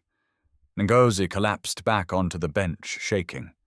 Chioma stood motionless between the 2 sides of the war that had once called itself her family. Ekene's gaze flicked to her first. Always first. Are you hurt? No. Only then did he shift his attention fully to Obiora. Where is Lady Nkem? He asked. That landed. Obiora's expression changed almost invisibly, but enough. So it was true. He had her, or knew where she was. You came here for planners and tears, Obiora said. You should have come for leverage. Ekene's voice turned to iron. Last chance. Obiora's smile widened, and then with the recklessness of a man who had finally overestimated himself. 1 step too far, he said the sentence that detonated the entire night. If you want Ifeoma's mother alive, General, you will stand at tomorrow's ceremony exactly where we tell you and watch your saintly little wife expose her own father before the cameras. The silence that followed was monstrous, because in 1 line he had admitted everything that mattered. Hostage, blackmail, public setup, witness manipulation. And Chioma, standing in the center of it, felt the last thread tying her to the old world snap cleanly at last. The courtyard did not explode into chaos. It froze. That was somehow worse. The jacaranda leaves stirred overhead. A dog barked somewhere far beyond the walls. Evening traffic murmured from the road, as if the city had no idea that an entire criminal network had just begun collapsing in a forgotten churchyard. Obiora stood in the center of it with his smile thinning by the second. He had spoken too much, and he knew it. Colonel Musa moved first. 1 sharp gesture, and 2 officers closed in from either side. Obiora's men reached instinctively toward their waists, but the moment they saw rifles leveled at their chests, courage left their bodies almost as fast as color left their faces. Hands visible, Musa said. The 3 men obeyed. Obiora did not. He kept his gaze on Ekene. You still don't understand. If I disappear now, Lady Nkem disappears forever. Ekene's expression did not change. You already admitted enough to bury yourself. Bury me? Obiora laughed softly. General men above me have buried better men than you. Chioma looked at him and felt nothing of the old ache. No leftover love, no wounded nostalgia, only cold recognition. This was the man Amaka had fought to steal. This was the man her father had trusted. This was the man who had wrapped greed in charm until half the room mistook it for intelligence. And now cornered, he still believed fear could save him. Ngozi was crying openly on the bench. "Please," she whispered, "please end this." Obiora turned his head sharply toward her. "You should have stayed decorative, madame." That was the last thing he got to say, standing upright. Musa's men took him down hard and fast, twisting his arms behind his back before he could lunge or run. One of his accomplices tried to bolt for the side wall and was tackled into the grass. The second dropped to his knees. The third started babbling names before anyone even touched him. Cowards, Chioma thought. Rot always sounded strong until pressure was applied. Ekene stepped toward Obiora, every inch of him controlled force. "Where is Lady Nunkem?" Obiora spat blood to one side and smiled through it. "Get your little wife to the ceremony tomorrow, and maybe her grieving mother gets to keep breathing." Ekene did not hit him. That restraint was more frightening than violence. Musa crouched, took Obiora's chin in one gloved hand and said in a calm voice, "You are confusing leverage with timing. You had leverage before you spoke. Now you are simply a source." He stood and turned to his officers. "Separate them. Hood the driver first. He'll talk earliest." Within minutes, the courtyard emptied into motion. Vehicles, radios, detainment protocols, evidence bags. One officer took the floral planner from Chioma with gloved hands and photographed every page before sealing it. Another escorted Ngozi to a waiting car for protective custody. Though the word protection sat uneasily around a woman who had protected evil for so long, through all of it Ekene never once lost sight of Chioma. Not visibly, but she felt it. The awareness. The check. The quiet certainty that if the ground shifted again, he would be the one who noticed first. When the last detainee was loaded, Musa returned with urgent eyes. "We can't wait for morning. If Obiora hid Lady Nunkem as contingency leverage, his backup watchers may move her the moment his phone goes dark. I've got one of the men cracking already. He confirmed a transfer site near the old quarry road." Ekene nodded once. "We move now." Chioma stepped forward immediately. "I'm coming." No, both men said at once. In any other moment she might have laughed. Instead she held Ekene's gaze. "Lady Nunkem may trust no one from your circle if she wakes frightened. She already thinks silence around Ifeoma made everyone in this world a traitor. That is exactly why you stay clear of the extraction zone," Ekene said. "This could turn violent."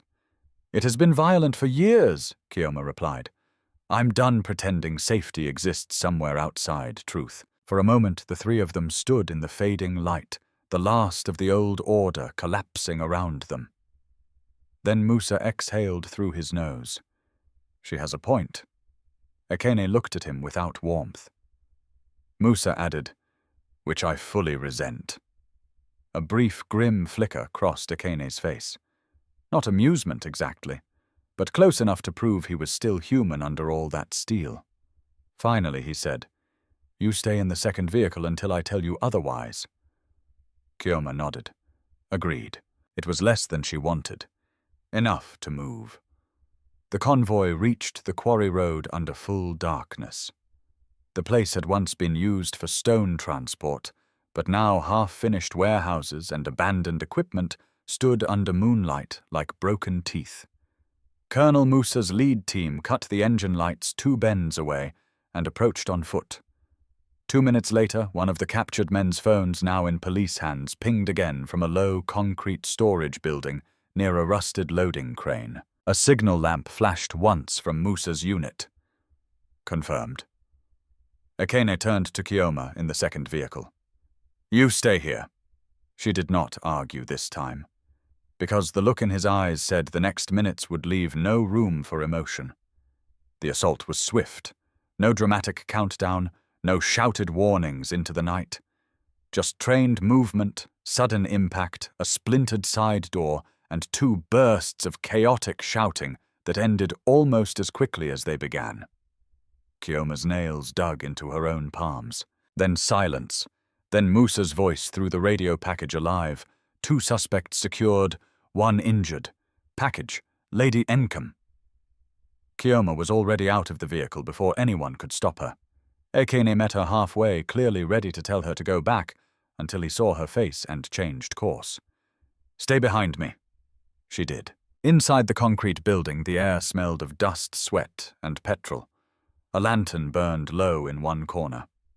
Rope lay on the floor beside an overturned chair, and near the wall, wrapped in a blanket, wrists bruised but head lifted high, despite everything, sat Lady Ekene. For one shattered second, Chioma saw not the sharp-tongued woman from the house, but a mother who had been forced to survive on fury because grief had nowhere else to go. Lady Ekene's eyes found Ekene first. Then Chioma. Recognition flared. Suspicion followed immediately. So she said hoarsely, "The replacement bride comes with soldiers now." Chioma took the insult without flinching. "No. I came because they were going to use your pain again, and I'm done letting them weaponize women." That landed. Lady Ekene's gaze sharpened. Ekene stepped closer, crouched before the older woman, and for the first time, Chioma saw his discipline break just enough to reveal the wound underneath. "Mother," he said quietly. The word filled the entire room. Lady Ekene stared at him. Then something in her hardened face cracked at last. Not fully, but enough. When she stood shaky but proud, she did not reach for his hand first. She reached for Chioma's. "You knew?" she asked. Chioma swallowed. "Enough. And you still stayed in his house?" "I stayed," Chioma said, "because the truth was buried there, and because he was never the man they said." Lady Ekene looked from her to Ekene, then away as if the weight of years had shifted on her shoulders, and she did not yet know how to carry the new balance. The ride back felt different from every ride before it. No longer flight, advance. By dawn, the final pieces were in place. One of the detained men gave up the location of Obiora's hidden case.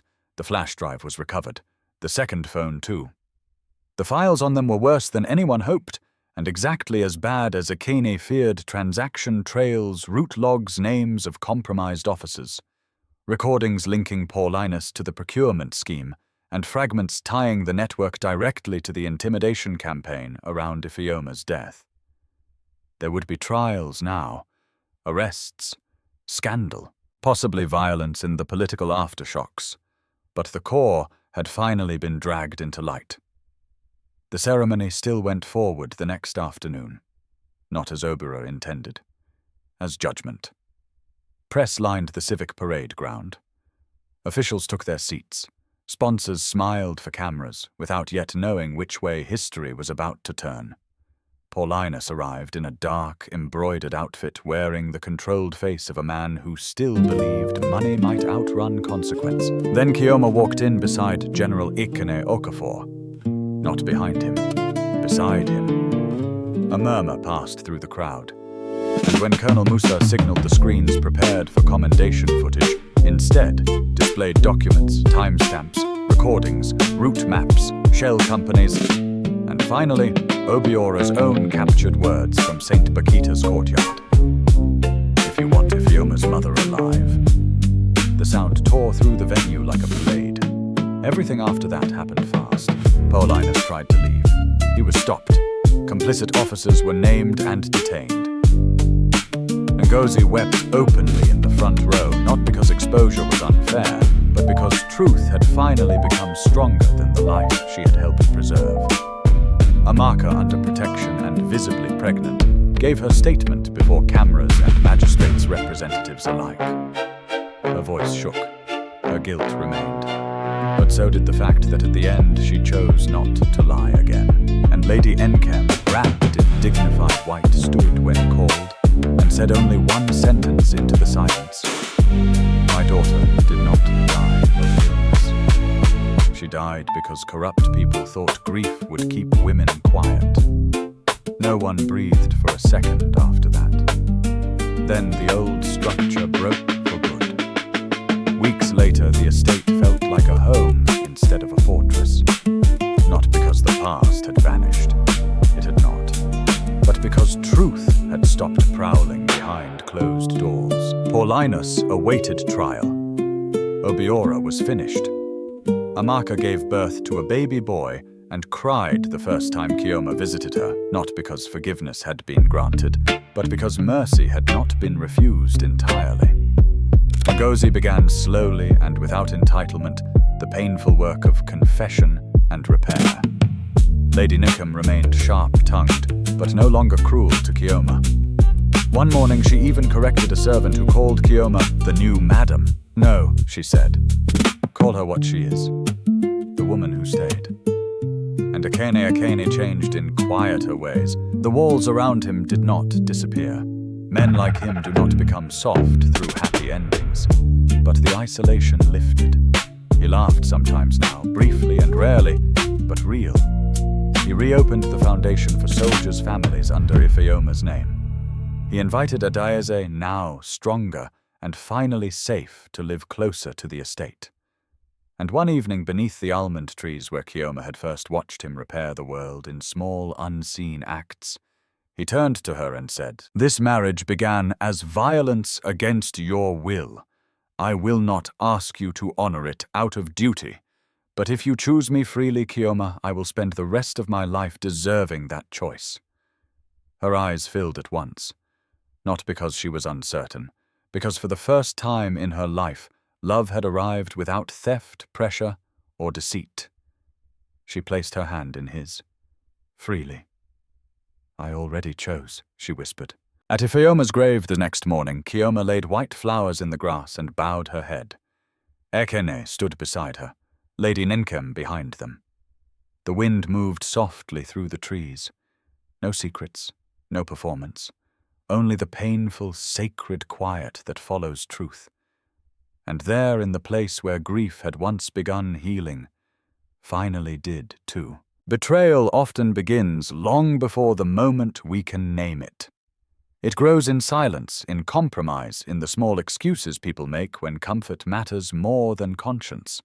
This story is a reminder that evil does not survive only because of cruel people. Sometimes it survives because decent people stay quiet too long. But it also reminds us of something stronger. Truth may be delayed, but it is not dead. A wounded heart can still choose integrity. A woman used as a pawn can become the one who ends the game. And real love is never built on pressure fear or sacrifice without consent. Real love honors dignity. It protects truth. It waits for freedom. Chioma was betrayed by her sister, traded by her parents, and pushed into a marriage she never chose. Yet in the darkest place she found the one thing her old life never gave her: respect. And from that respect, courage grew. From courage, justice. From justice, healing. If this story moved you, tell me in the comments. Do you believe betrayal inside a family can ever be fully healed, or only forgiven with boundaries? And tell me your country and local time too. If you love emotional stories filled with shocking twists, justice and healing, subscribe and stay with me for the next journey.